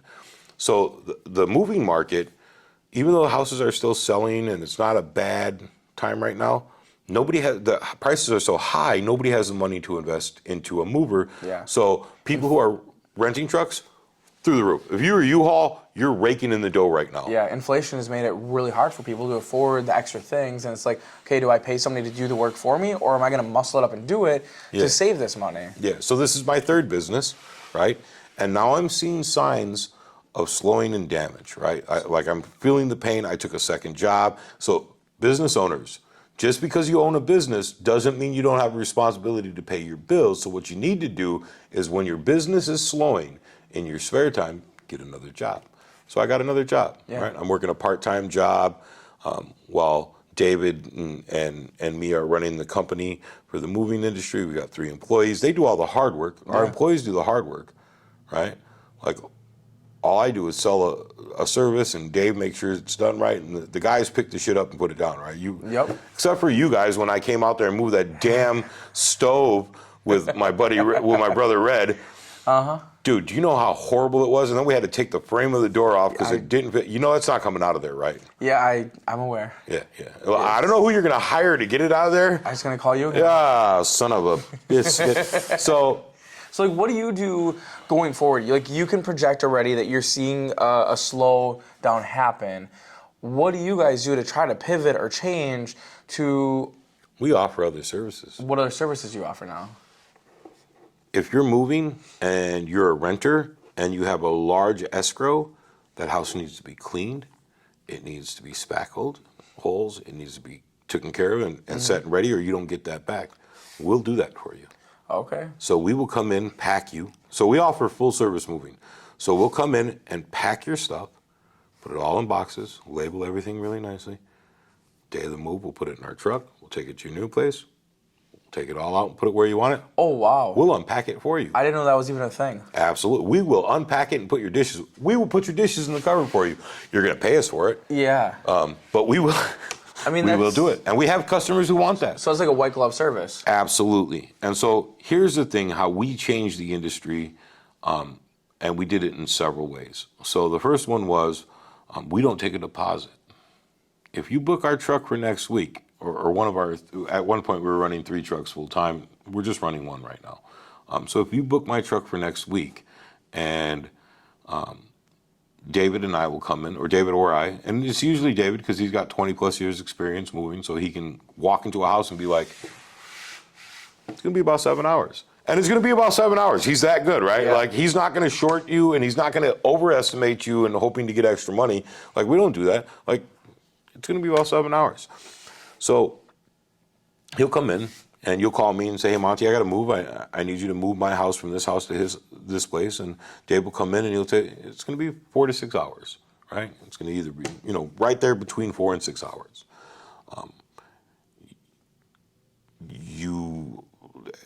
You promise to have everything prepped and ready, right? Like, say you're a self-packer, right? Because there's different ways that we move people. Self-packer is where you guys pack all your shit. We just come out and pick it up, put it down. And so you say, hey, all this will be packed. It'll all be in boxes. Dave will say it'll be 4 to 6 hours. Now, if we get there and it's not packed and in boxes and we got to do that, obviously we're not going to stand by our quote. Right? Yeah. But if he says 4 to 6 hours and you're prepared and it takes us 8 hours, you only pay us 6. Oh, wow. We stand by what we say. Fuck yeah. Wow. Why would we say it if we don't mean it? Now, and this is where other companies burn you, right? They'll be like, oh, yeah, it'll be 5 hours, knowing it's going to be 8. Because they try to get in there because they underbid it, and basically once they got your shit on their truck, man, you're a hostage. And so we guarantee our work. That's really important, right? That's a huge customer service thing. Absolutely, and especially when we call it a cap. Well, we're going to cap you at 6 hours, right? Well, the other guy said it's going to take 9. Well, we think the other guy was padding there, trying to get him. They told one guy he's a DJ for 102.9 The Hog. We moved him, and another national company told him it was going to be 2 days, 3 trucks, and like $7,200. We moved him with 1 truck in 1 day for I think his bill came out to like $1,800, and he paid me $22 because he was so happy with the fact that he was like, dude, you could have milked me if you would have told me, because he gave us their quote first. He showed me their paperwork. He was like, I just don't understand. Maybe it's the industry. Maybe I'm not catching something. And I'm like, oh no, you're being robbed. And he's like, what do you mean? I was like, Dave started laughing. He was like, dude, this is a 1-day job, bro. Yeah. He was like, We'll knock it out in a day. Won't cost you more than $2,000. Probably knew who he was and figured they could try to milk extra money out of him. Right, absolutely. And he's one of their major DJs. Great guy too, like amazing. Threw us on the radio for free, like for a whole month. Every weekend he'd be like, "Hey, call Monty, hey." That is like, so cool. Free advertising, right? We were honest with him. We did a great job. We took care of him at a third of what the other guy had quoted him. And so that was important to us. The other thing, we don't make you give us money before work is done. Now, the reason behind that was multiple. First off, it's not really fair to take money before work's done. And I know why the bigger companies do it. If you book them and then don't come through, that truck is now not making money that they could have made if they had booked a different job, but you had told them that you were going to go with them. So it's like paying a promissory, right? We're a one truck company right now, man. My guys just get a day off. You know what I mean? Like, like shit happens in lives, right? That was the other reason why. We had one lady call who canceled the house she was going to close on the next day, burned down that night. Holy How is it her fault? It's that house, it's not. Right. Well, how could I keep her money? Right. Yeah. It's like, oh, your house is burned down, but we're also going to keep your money. We're keeping the $500 deposit you gave us because it's less than 24 hours. No, that's just a really crappy way to do business, and it was a crappy way to treat people. So we were like, screw it, we won't do it. And the other reason why is if you give me, say you gave me $1,000 on a $6,000 job deposit, and it's going to be in 3 weeks, and you called me tomorrow and said, hey, well within my time period, I need to cancel. I've already spent that money. Yeah. I bought moving blankets. I bought, you know what I mean? Yeah, because you're reinvesting into your business. Right. Yeah. So I never want you to have to call me and me have to be like, well, could you wait till the end of the week when we do a couple of jobs and so I can get your money back up? Because I spent it on a new truck for the company. Correct. Right. So I didn't want to. Tons of sense. Right. And that's, I think, a situation that so many small business owners are in, and that's what a lot of consumers don't understand is that so many businesses take the money that they get, that hard-earned money, put it right back in the money, put it right back in the business, and it's not like they have all this extra cash flow sitting around for just gallivanting and doing random things. Our second year, we broke $500,000 in business. And I drive a 1995 Jeep Wrangler, a 2005 Dodge Ram 1500, and my wife has a 2000 Pontiac Montana. I bet most of that money went back into the business. Every penny we've had. Out of curiosity, what's the most expensive expense? Is it insurance or is it employees? Labor. Yeah, so employees. Yeah.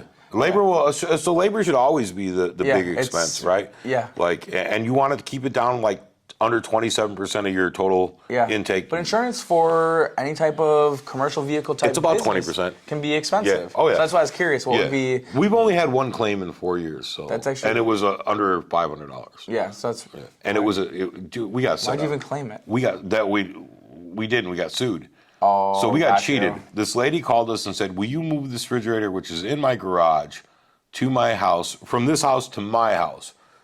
It's already wrapped and ready to go, and it's taped and set. So you can't even check it to see what it looks like. Right. So we didn't even think about it. Picked it up, put it on our truck. We don't ever lay refrigerators on their side because then you have to let them stand up for a certain amount of time. We keep them standing up, right? So we'll pick them up, put them on our truck, stand them up, strap them to a wall, covered in blankets, pick it up, take it off, put it down, plug it in, and it's ready to go. Yeah. Right? So I get a call like 3 weeks after, and she goes, you broke my refrigerator. And I was like, huh? She was like, give me $300 and I won't see you. Oh my gosh. I said, what? And she had signed the paper. At the end of your move, you have to look at your stuff and approve it and say, yes, we're good to go. Here's my signature. Here's my release. Here's your money, because we don't get paid till we're done. Yeah. Here's your money. Have a great day. 3 weeks later. Well, you don't give me $300, I'll sue you. Sue me. That was my exact response. Sue me. That's so I could give two craps. Sue me. Prior to going in, we found out she had 13 other active lawsuits against 13 other small businesses. So this is her job. This is what she does. And I showed that to the judge. I was like, Your Honor, this is what she does for a living. And he agreed with me and agreed with her. And he was like, I'll tell you what, we'll split the difference. You pay her back what she paid you, the $140 and court fees. And then he made me. So it wasn't really fair, but we're like, whatever. He was like, you can't prove that she didn't. You can't prove that she did. Like, we're just going to call it a wash. That's and I was like, whatever. So that was the only problem we had ever had. Although, like, we've had problems. Like, we have growth problems. We've had damages and we've had mistakes that were made, and it is what it is. All businesses do it. What you want to do is make sure that the mass majority of your clients are happy, right? You're not going to make everybody happy, and you're going to get cheated. We had a 1-star review for a guy that we wouldn't move because there was feces on the wall. There's, it was just in a bad condition. We couldn't subject our employees to the smell or to the health hazards. We had to say no, and he left us a 1-star. I don't care. Yeah, and that's going to happen sometimes. You're going to get bad reviews. You're going to get unhappy Respond to every customers. review. So here's my best advice with this new Google age. Yeah. Respond to every review, good or bad. That's a really good advice. I have gotten a job based on the fact that I responded to every review. The lady was like, listen, she was like, you're a 4.5% approval rating with a couple of hundred reviews. She was like, that's pretty good.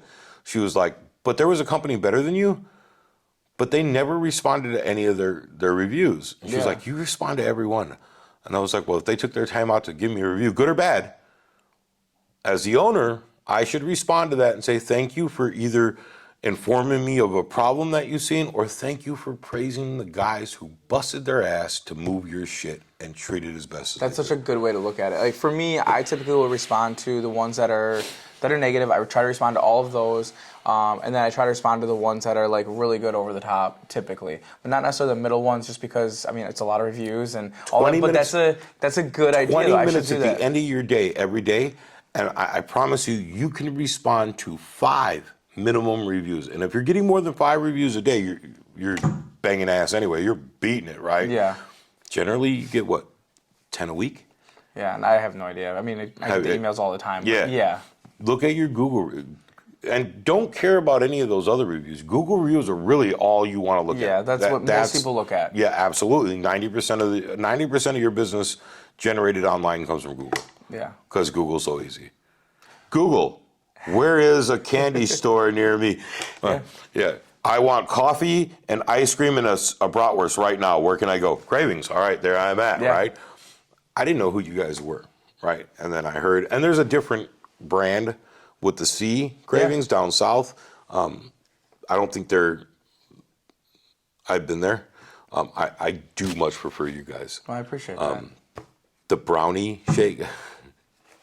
What was it, the brownie shake? It depends on what you're going with. There's a minto brownie and there's a brownie batter. The brownie batter. So we were moving the freezer into the basement over in Burlington. Yeah. And my buddy Red, who was with me, at the end we're all done sweating, and Kate and Danny were working, and he goes, I want a brownie batter shake. And he went to pay for it. They're like, nope, sit down. This is for you. And Kate made a picture perfect. It literally looked exactly like it did on the screen. That's and awesome. I hate the fact that when we go to get fast food, it looks nothing like the food. Well, that was exactly why I did it the way I did it. Yeah. Because for exactly that reason. Dude, it looked exactly like literally like they had taken the picture, and I took a bite and almost cried. Red was so in love with it, like. He didn't know there was one in racing. He still doesn't know there was one in racing. Well, you gotta tell him. No, because he's gonna make me drive him there every day. Yeah. It's the opposite. I live on 6 Mile. I gotta eat too. Right.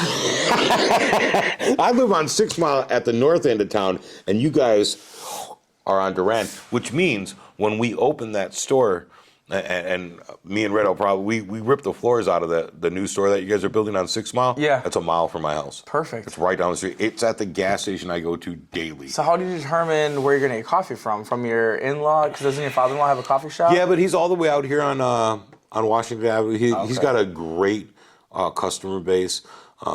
He loves Mike. Like, yeah, you haven't met Steve yet. No. Steve's a badass dude, and he supports small business. So for him, knowing his friends getting into the business, like he'll talk to me. He'll be like, "You talked to Mike lately?" And I'll be like, "Yeah, the other day." He'll be like, "Tell him this, this, and this, and this to watch out for." Oh, interesting. Because the industry's hitting hard here or here. Like, he wants you guys to succeed as much as he wants to succeed. That's so cool. And there's enough for everybody to go around. 100%. Right? Like, I don't understand businesses that are like they want to monopolize. There's enough business to go around. Like, give a good service. Correct. Right? So when we bill, I'm going to tell you how this works, right, in the moving industry. And this is how we did it in the beginning as well. And then I'll let you tell me whether or not you can identify where cheating happens. We come out here, do your estimate. We come to an agreement. We don't have any surcharges. So there's no box count. cube count, K count, step count, stair count. These are all surcharges that moving companies add to your bill after your hourly, right? So if there's more than 75 stairs going in or out, it's a $50 surcharge per set. It's $100 extra. But doesn't it take us longer to walk it to the truck and back if there's a longer walkway? So we're getting paid for that in our hourly too, right? Like, because we get paid by the hour. Correct. So we're already making, why do we have to add for the longer walk? Like the more exercises? Like I would guess because it's a little more strain, a little bit harder on them. Sure. Maybe, but K count would be the cubic count of how much space you take in a truck. Box count is how many boxes we have to pick up, right? They all tag extra. We already get paid more because it takes us longer, well, right? At the end of the day, if you have a truck that's completely filled or a quarter filled, we're still getting paid the same amount. Yes. Right? So we don't have any of those surcharges. So we agree. It's going to be $220 because we're $225 an hour Monday through Friday now. $250 Saturday and Sunday, and we're still comparable. We're still cheaper than all of the other companies, but Norby and Sons and I, we keep our prices exactly the same. And if I change my price, I call her. If she changes hers, she calls me. We make sure we're matching, so we're not competing with each other. We're complementing, right? So we agree that we're going to move you next Sunday, and it's going to be a 9-hour cap.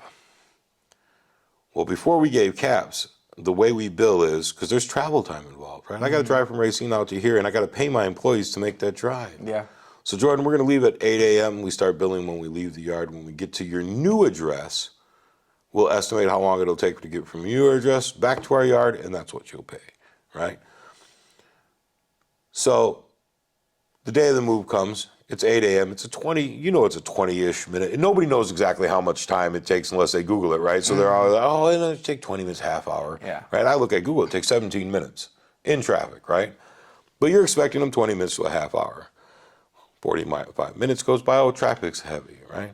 There's just so much ways to cheat. And what would happen would be my truck would be coming to a job, and they would stop and get fuel and coffee and donuts, cigarettes. And take a little break.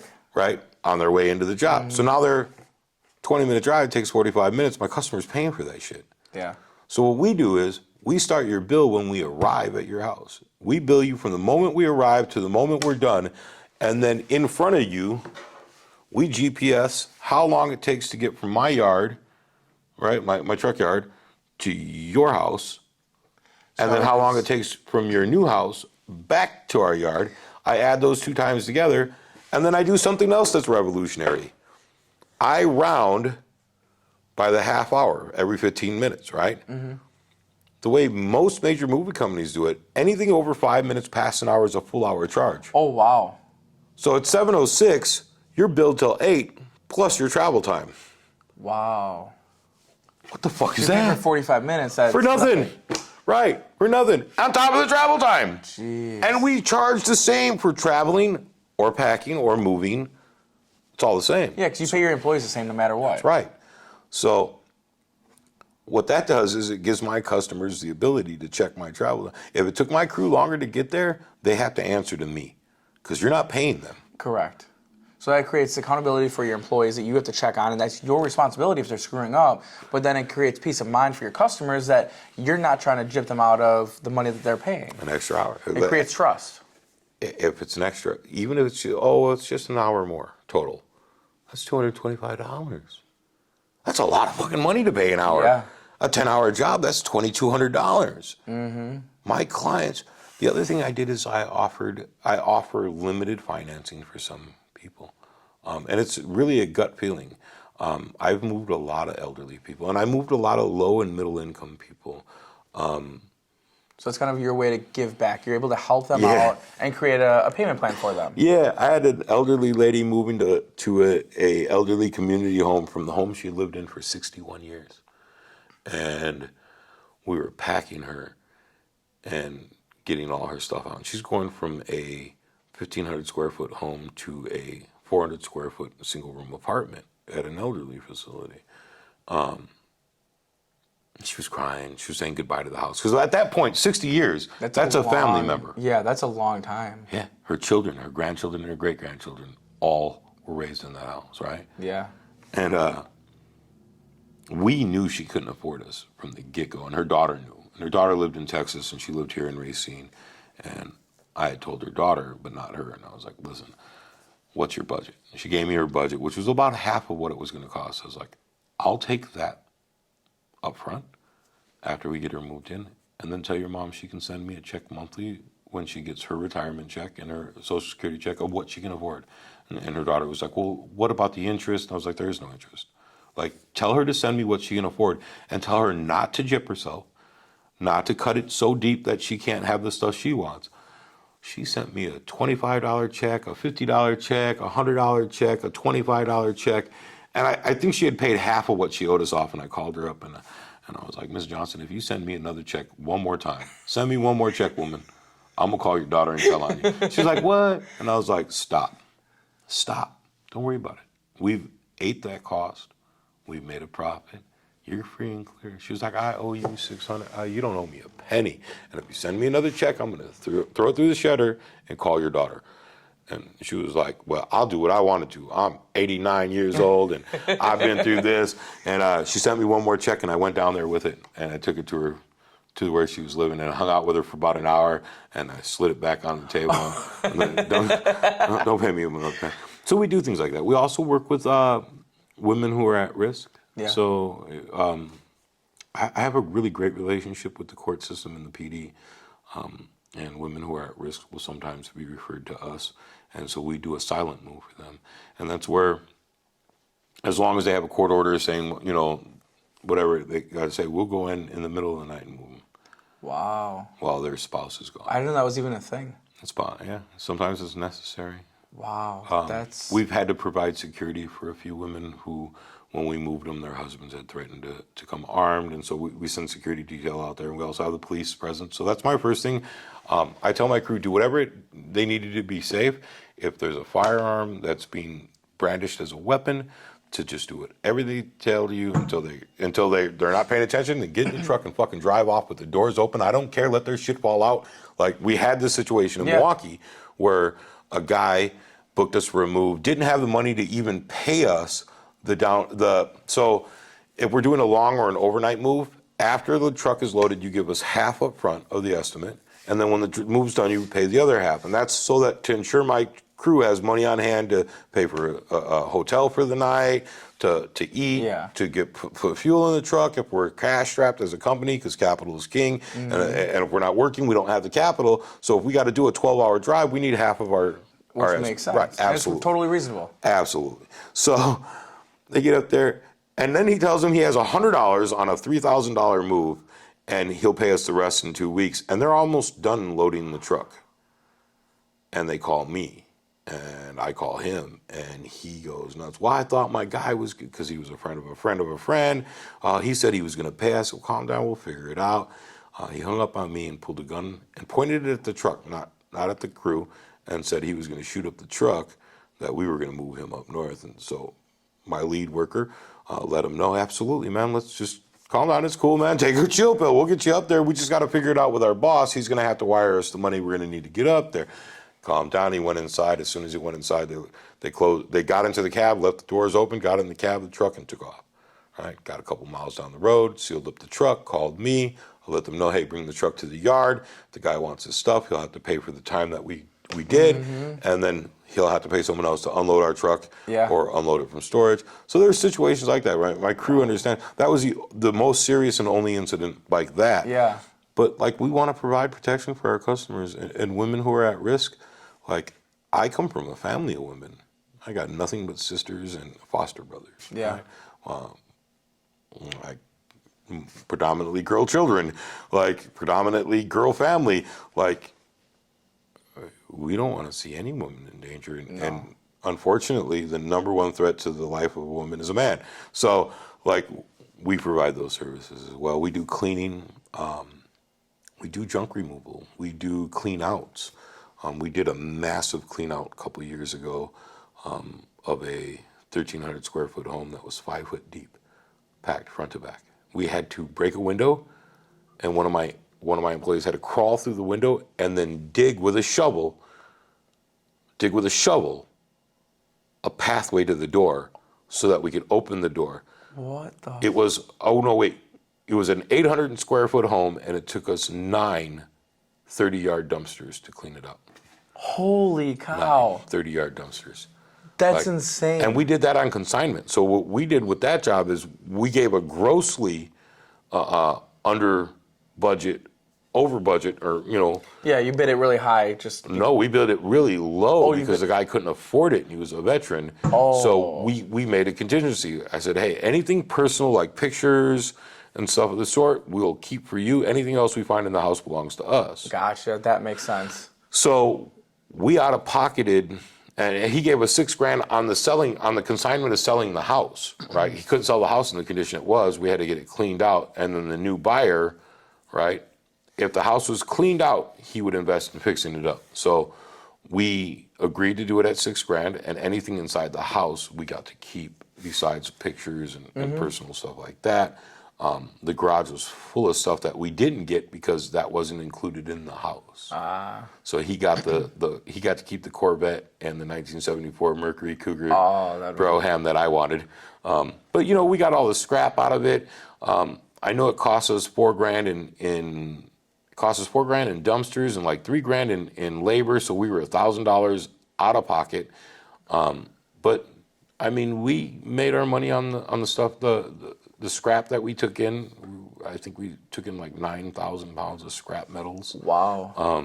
And then collectibles, comic books that had been sitting in boxes clean. They smelled like, basement, but we paid a little bit of money to have them cleaned up and deodorized, and I made my money back on that. Wow. So quite a bit. So you're being creative in a way to make money on a job that most other movers would probably look at it as, we're not touching this. And what's funny is after we got it cleaned out, the new buyer and I became really good friends and ended up paying me a buttload of money to basically destroy and then rebuild the interior of the house. Oh, that's funny. So I got the contract on that. That's right, because I did GC work. I did home remodeling. So came in and he was like, dude, you guys cleaned this place out amazing. I was like, cool, nice, glad you're happy, glad you bought the house. He was like, my normal crew is up north and I can't get them down here. Can you demo the interior and tell me what I need to redo it? And I was like, absolutely. Wow. And we gutted it. He sent his cabinet guys in there to hang cabinets and do the, the major stuff, but ripped it all the way out to nothing. Sprayed, sealed it because it smelled so horrible in there. We aired out the house, and then I sealed the entire interior with a really heavy-duty primer, and then came back and painted the entire interior. They put in new floors. We put in, like, the whole house was. He paid $50,000 for it, put in $28,000, and made $220 on his closing. Yeah. Wow. So $70,000 for $220 on the closing. That's awesome. Yeah. So you have to be creative like that, right? Like I have to show what else can we do in the moving game, right? Yeah. That would be correlate. So cleaning houses so that they get their stuff back. Wintertime, we shovel snow. We do provide snow shoveling services for our clients. And most of the clients that we do snow shoveling for were clients we moved. That makes Hey, sense. Monty, you're from this area. Do you know anybody who does snow removal? Yeah, I have a crew that does it all winter long, right? Bam. Well, hook us up. Yeah. Bet. I'll give you an estimate, let you know, it'll be $30 a pop, and we shovel every 3 inches.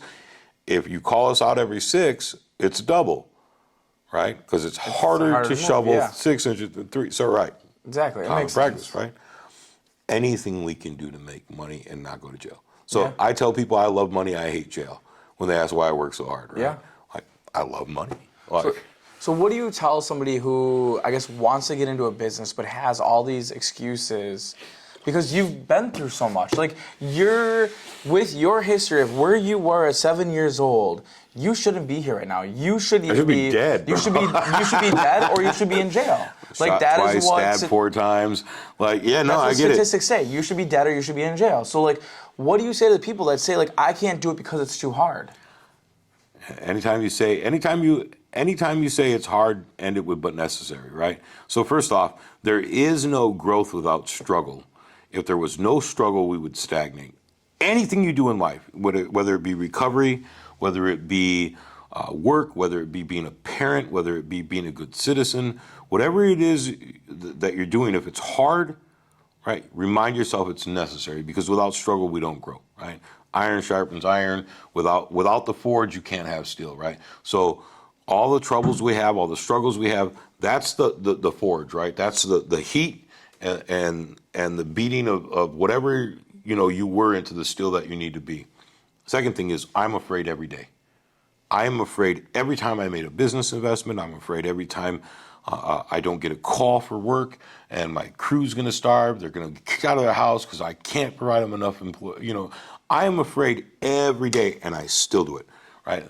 I can't allow, you can as a business owner or an entrepreneur or potential business owner, allow your fear to decide your fate. Because the first time you allow it to stop you from doing it, you're not going to make it, man. You can't. And we're most likely, we are going to be closing our doors at the end of this year.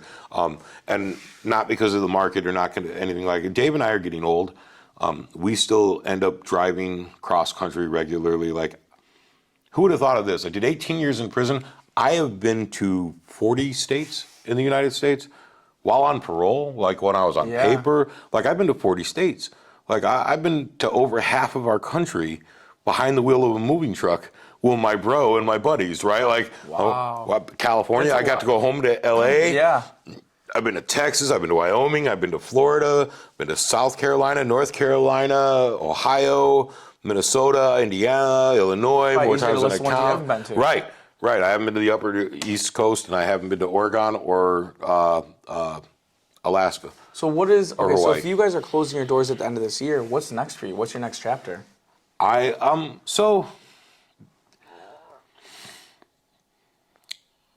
Sammy founded a program called Formers Anonymous, and that's the 12-step program that I chair. And I've never felt a more rewarding feeling than I have doing service work.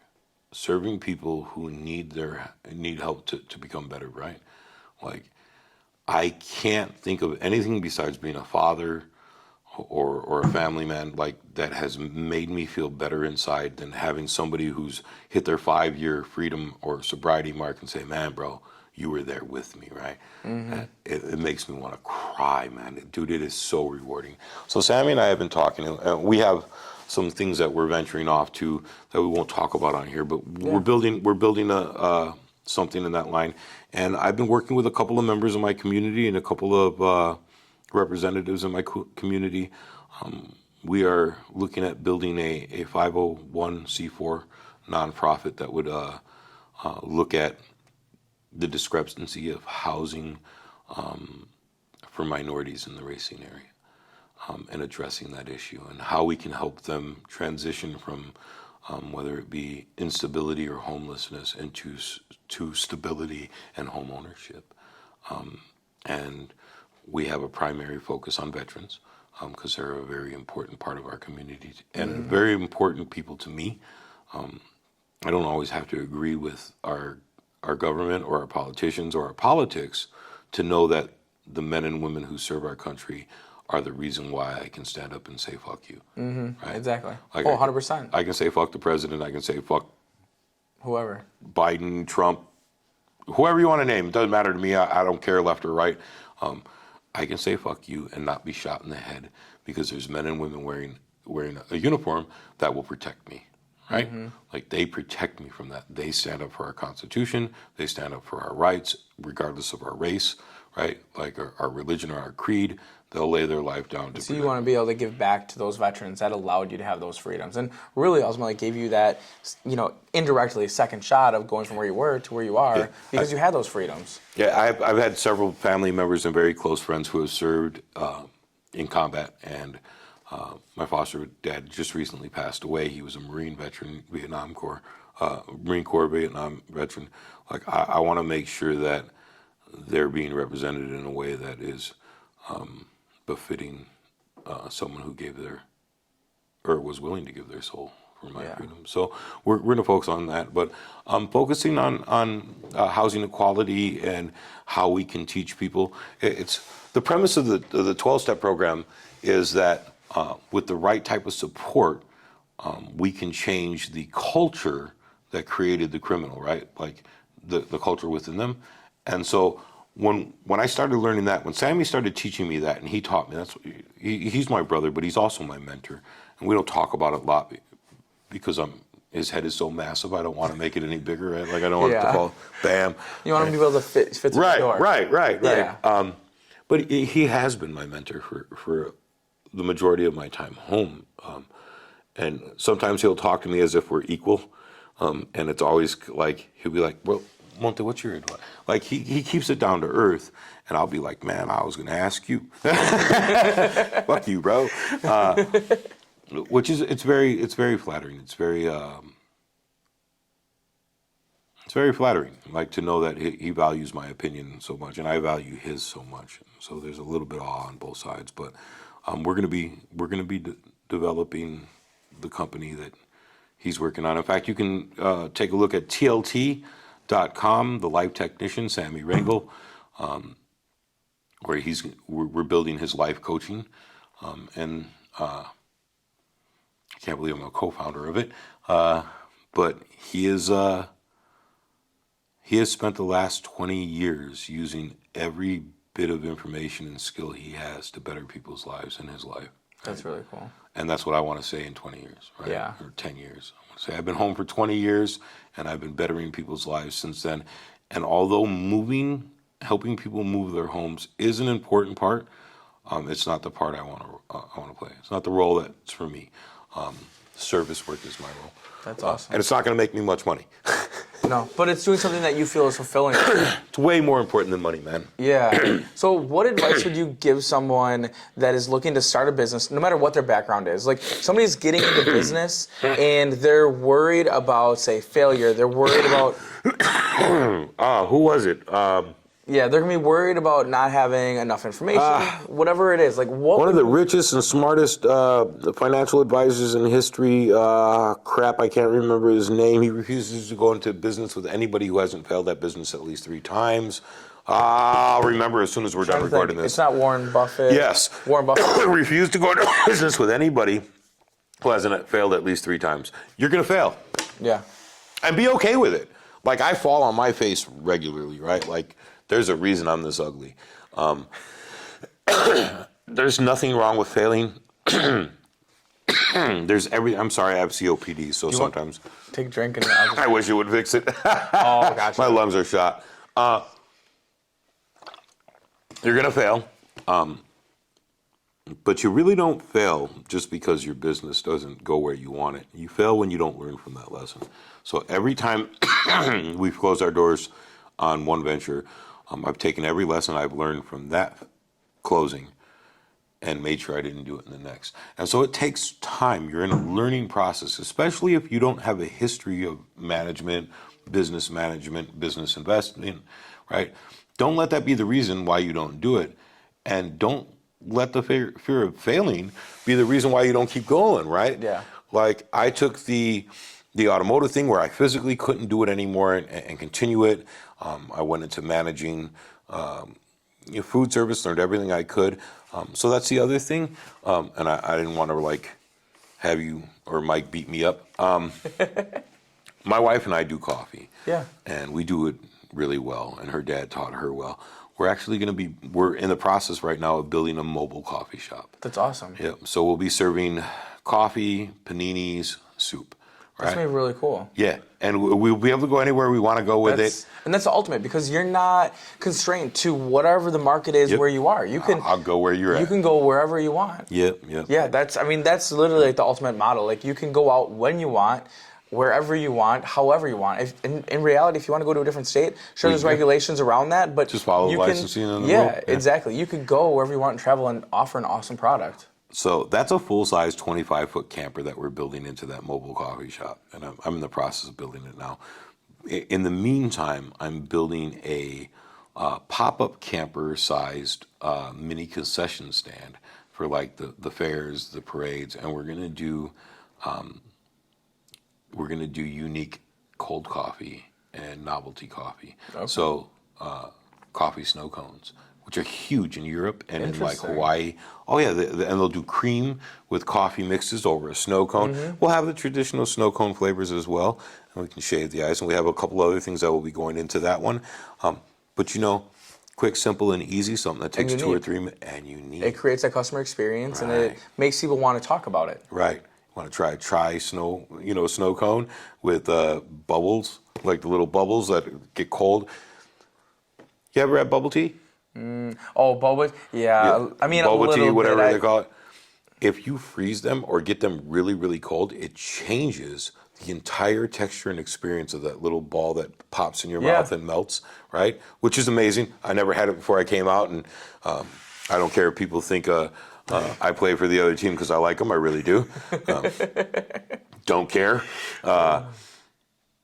It changes the whole experience of the flavor and of drinking or eating it, right? Because it becomes an eating process now. It's pretty cool. So we're going to do a couple other things, and that's going to be something my wife can take to help bring in income while I'm building the service work industry stuff that I'm doing. To me,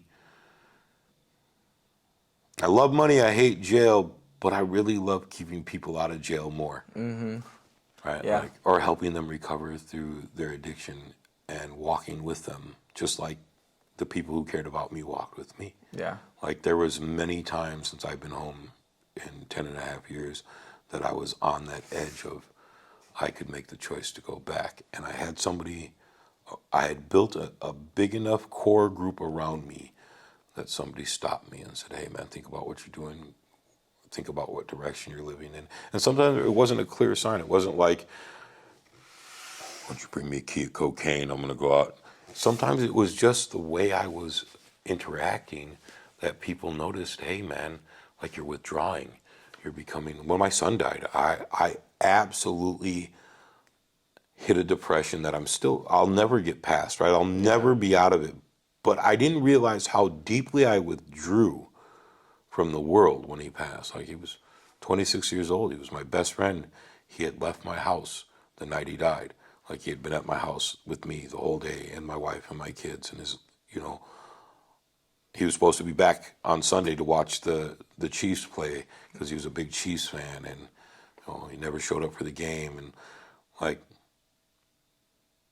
when I started to absolutely withdraw and to allow the pain and the depression eat me up, like I had people who were out there who, it was so amazing. Like it was the ones who would call and be like, hey, I love you, bro. I'm sorry. It's a good support system. Right. And the ones who would call and be like, what happened? Fuck you, ask. It doesn't matter what happened. It doesn't matter. Like, for those of you, this has nothing to do with business, obviously, but if you have a friend who loses a loved one, asking them how or what or any of those questions, just fucking don't, right? Just don't do it. Only thing you can do that will be any kind of comfort to them is say, I love you, I'm here, I'm sorry. That's it, stop. You don't have to say what happened, you don't have to expand on your love. The person who lost that person will understand what you're imparting to them immediately, and if they want to talk about it, they'll tell you about it. If they don't, they won't. Yeah. Deuces. So, yeah. It makes a lot of sense. Don't be afraid to fail because you're going to. And it's okay. Yeah, exactly. It's okay. And don't worry about what other people think about it. Fuck no. No, dude. Like I said, listen, I showed up here tonight, you guys, for this podcast in an O'Reilly shirt and hat. My pants have grease stains on them because I worked on a truck all morning, and I feel like I used deodorant, but I didn't use enough. Right? And I thought, and I'm like, damn, Jordan's going to show up in a really nice shirt and some slacks and some dress shoes. No, I don't do that. And he's going to look great, and I'm going to be there looking like a dirty guy who just got done from crawling out from underneath the car or, a cave, whatever. Maybe I was under a bridge somewhere. But yeah, I was like, it doesn't matter to me, man. Maybe something I say will help somebody grow their business or better their lives in any way, right? Not just business. I think the biggest takeaway from your story, because I find it very fascinating, I learned a lot of things about you that I didn't know, is just that no matter what your background is or where you come from, that's not an excuse. Like, that's just what happened then. That's your past. That's not your present. That's not your future. Yeah, I got really lucky that I met some very key important people after I came home that were willing to invest into me, which isn't always the case for everybody. Like some people should be millionaires who just didn't meet the right person. And if you're an introvert and you want to go into business, it's going to be 20 times harder for you. Yeah. You have to learn to work your crowd, and you have to be genuine. If at any point anybody I met got the feeling that I wasn't being genuine when I was trying to be their friend, then I apologize, because I was. Like, there's never been, and yes, there is a desire, right? I do want to benefit from this relationship. There's something that you're going to, there's no such thing as an altruistic friendship. We gain, even if it's emotional, an emotional trade-off of friendship, right? Right? Like, say we never borrow each other $5 or never do a favor for each other. All we do is talk. We are gaining something, right? There's a purpose to that, right? I want that feeling of, hey, man, this dude likes me. This is my buddy. Yeah. I can call him and talk to him, right? Yeah. Like, it's always a trade. Whether There's it's always a a quid. soundboard or Right. emotional thing or life lessons, Right. there's Right. always something to learn from another person. Right. Or like, I have friends who, at the moment that I met them, my first thought was, man, they're doing so well. They might be able to invest into something that'll help me grow. Yeah. Let me be really nice to them and talk to them, and then maybe they'll want it. And if they don't, I still got a friend. Yep. I was the same way dating, though. Like, what you seen my old lady, right? Mm-hmm. Beautiful, right? Yeah. Take the shot, because the worst you can do is get a no. Yeah, 100%. And make a friend, right? Like, we didn't ever have to date. Yeah. I would have been happy with her being my friend for the rest of my life and nothing else. No, I'm lucky I get to sleep with the broad. Yeah. But, Yeah. unfortunately for her. Yes. Right? Like, she has to smell me when I roll over after drinking half a gallon of milk and I'm lactose intolerant. Oh, God. Yeah, that poor woman. Now, my son isn't any better, and he still sleeps with us. Oh, He's going to be 4. Dude, we were in our room, which is on the opposite side of the living room, and we had our door closed, and we were watching Lost. And Tater was watching Five Nights at Freddy. He likes that shit. Gonna be 4, and he loves, like, scary stuff. And we hear him fart from the living room. He farted so loud. And then he had to holler down the hallway, "That was me, Dada! That was me! That's so funny. I farted, bro!" And I'm like, Jesus, Lord. Little kids are so funny. If he keeps his clothes on, I'll be happy someday. That's a good thing. Is there any final takeaways that you want to let people know, or anything else you want to say? Don't let fear win, man. Like, if you want to succeed, and do it for the right reason, right? Like, making money is the right reason. Don't be ashamed of saying that. Don't be ashamed of saying that. And treat your customers like they're paying you to make them happy, because they are. 90% of the people I talk to who have spoken to other moving companies say they get one-word answers, or they get treated like they don't care about them. Like, they just don't care. They don't answer my call. They don't call me back, or they don't respond to me, or they give me one-word answers and then hang up on. Yes. No, we don't have that available. Goodbye.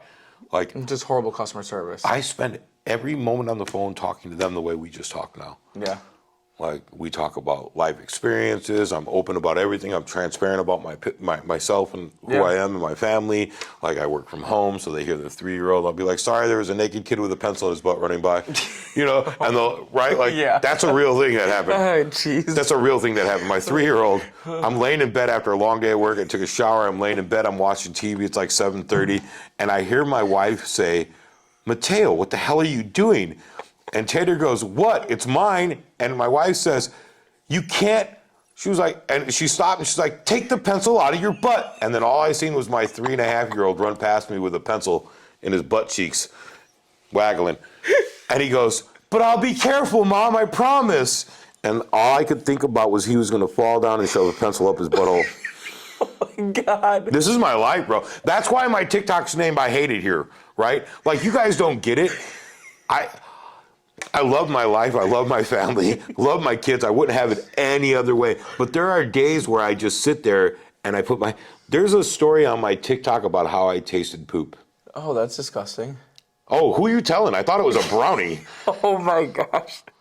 Do you remember when your parents say don't ever eat anything on the floor? Oh, yeah. Yeah, I broke that rule, bro. Oh, my goodness. It wasn't a brownie.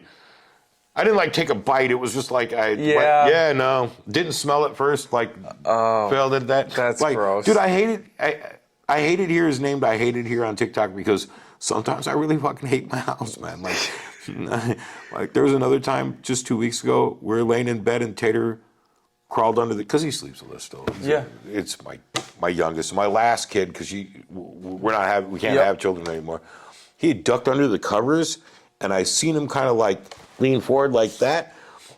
And my wife knew exactly what was going on. I did, and she goes, "Mateo, stop chewing on your fucking toenails now." And he goes, "But they're my toes, Mom." And I'm like, what? Holy cow. There's one of those episodes on there where she left me alone with him. I went to the store and I had made mac and cheese and he dipped his winky in it.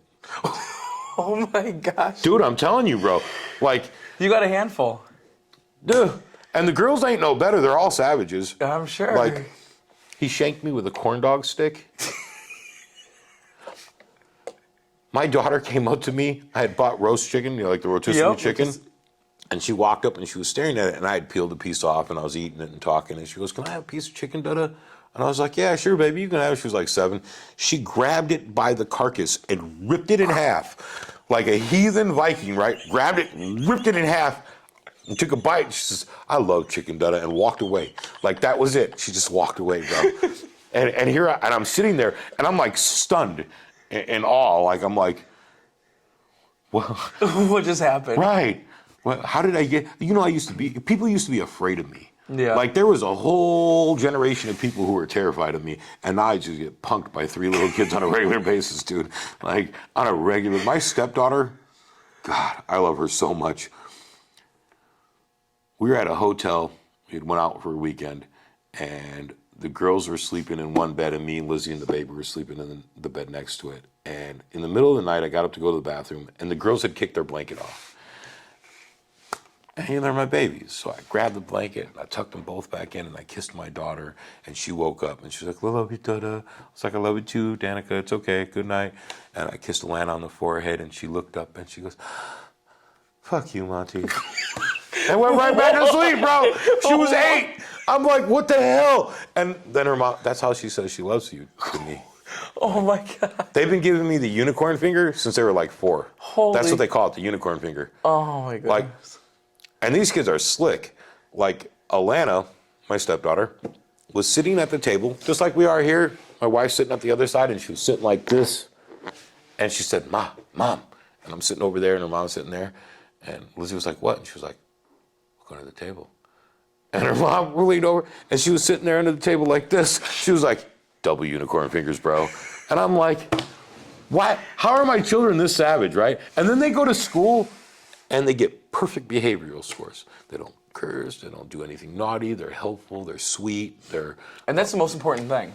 Screw that, where's that at home? Well, for sure, but if they're able to go out in public and act right, that means you're doing something right. They're comfortable at home. I should beat them.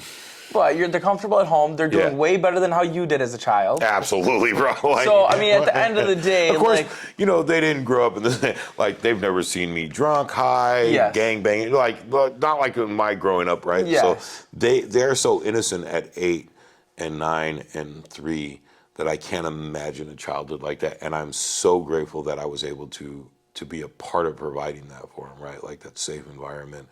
Like they have no fear because they know they're safe. Right? Correct. And that's something that you guys created for them. Danica will tell you she's not afraid of the monsters because her dada eats monsters. Like, I'm the biggest monster in the house. Like, that's awesome. Like, you don't have to worry about anything because Dada will be there. Like, yeah. Do you remember when I called home for a minute and I told him my happy thought? Yeah. Every night before bed, we do a happy thought story and a song. So since my daughter was able to talk and understand me, at the end of every night before bed, we have to say something that made us happy today. That's so cool. You have to. You got to remember that. You're going to take that into business. That's a positive mindset. Right. So every night we say, whatever made us happy today, and each one of us has to say it. And then I make up some stupid story because it's always fun to make up stories. And they're always weird, goofy, dumb stories, like a cat who wanted to be a dog. I have another series called The Great Adventures of Smiling Bob, the one-eye, one-eared, gunslinging donkey. His best friend's fat, skinny. He's not too fat. He's not too skinny. I mean, that's awesome, though. Yeah. And it's Old West, and the kids love One-Eyed Bob.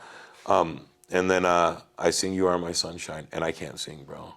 But That's how my daughter is too, though. Like, I'm not a good singer, but if I start singing to her, like, she'll go from like being upset and crying and everything to like she'll start listening, pay attention, and she'll be happy again. Dude, fatherhood's amazing. Oh, it's so much fun. It's so much fun. I regret ever missing my other two kids' childhood. But I think this is probably a good way to go towards the end, though. I think just hearing your story, I think you have so much to be proud of from where you were, where you should be, and where you actually are today, and the life that you're living. And I think it should be an inspiration for so many people just to see what you're able to do.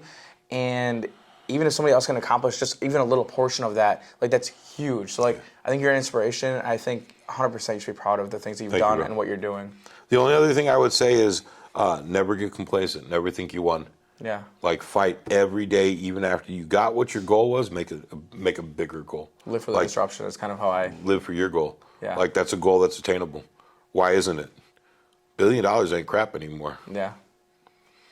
Definitely. Live like it's yours, bro, because you can do it. Like, I can already see it. Like, you're pretty banging, bro. I appreciate it.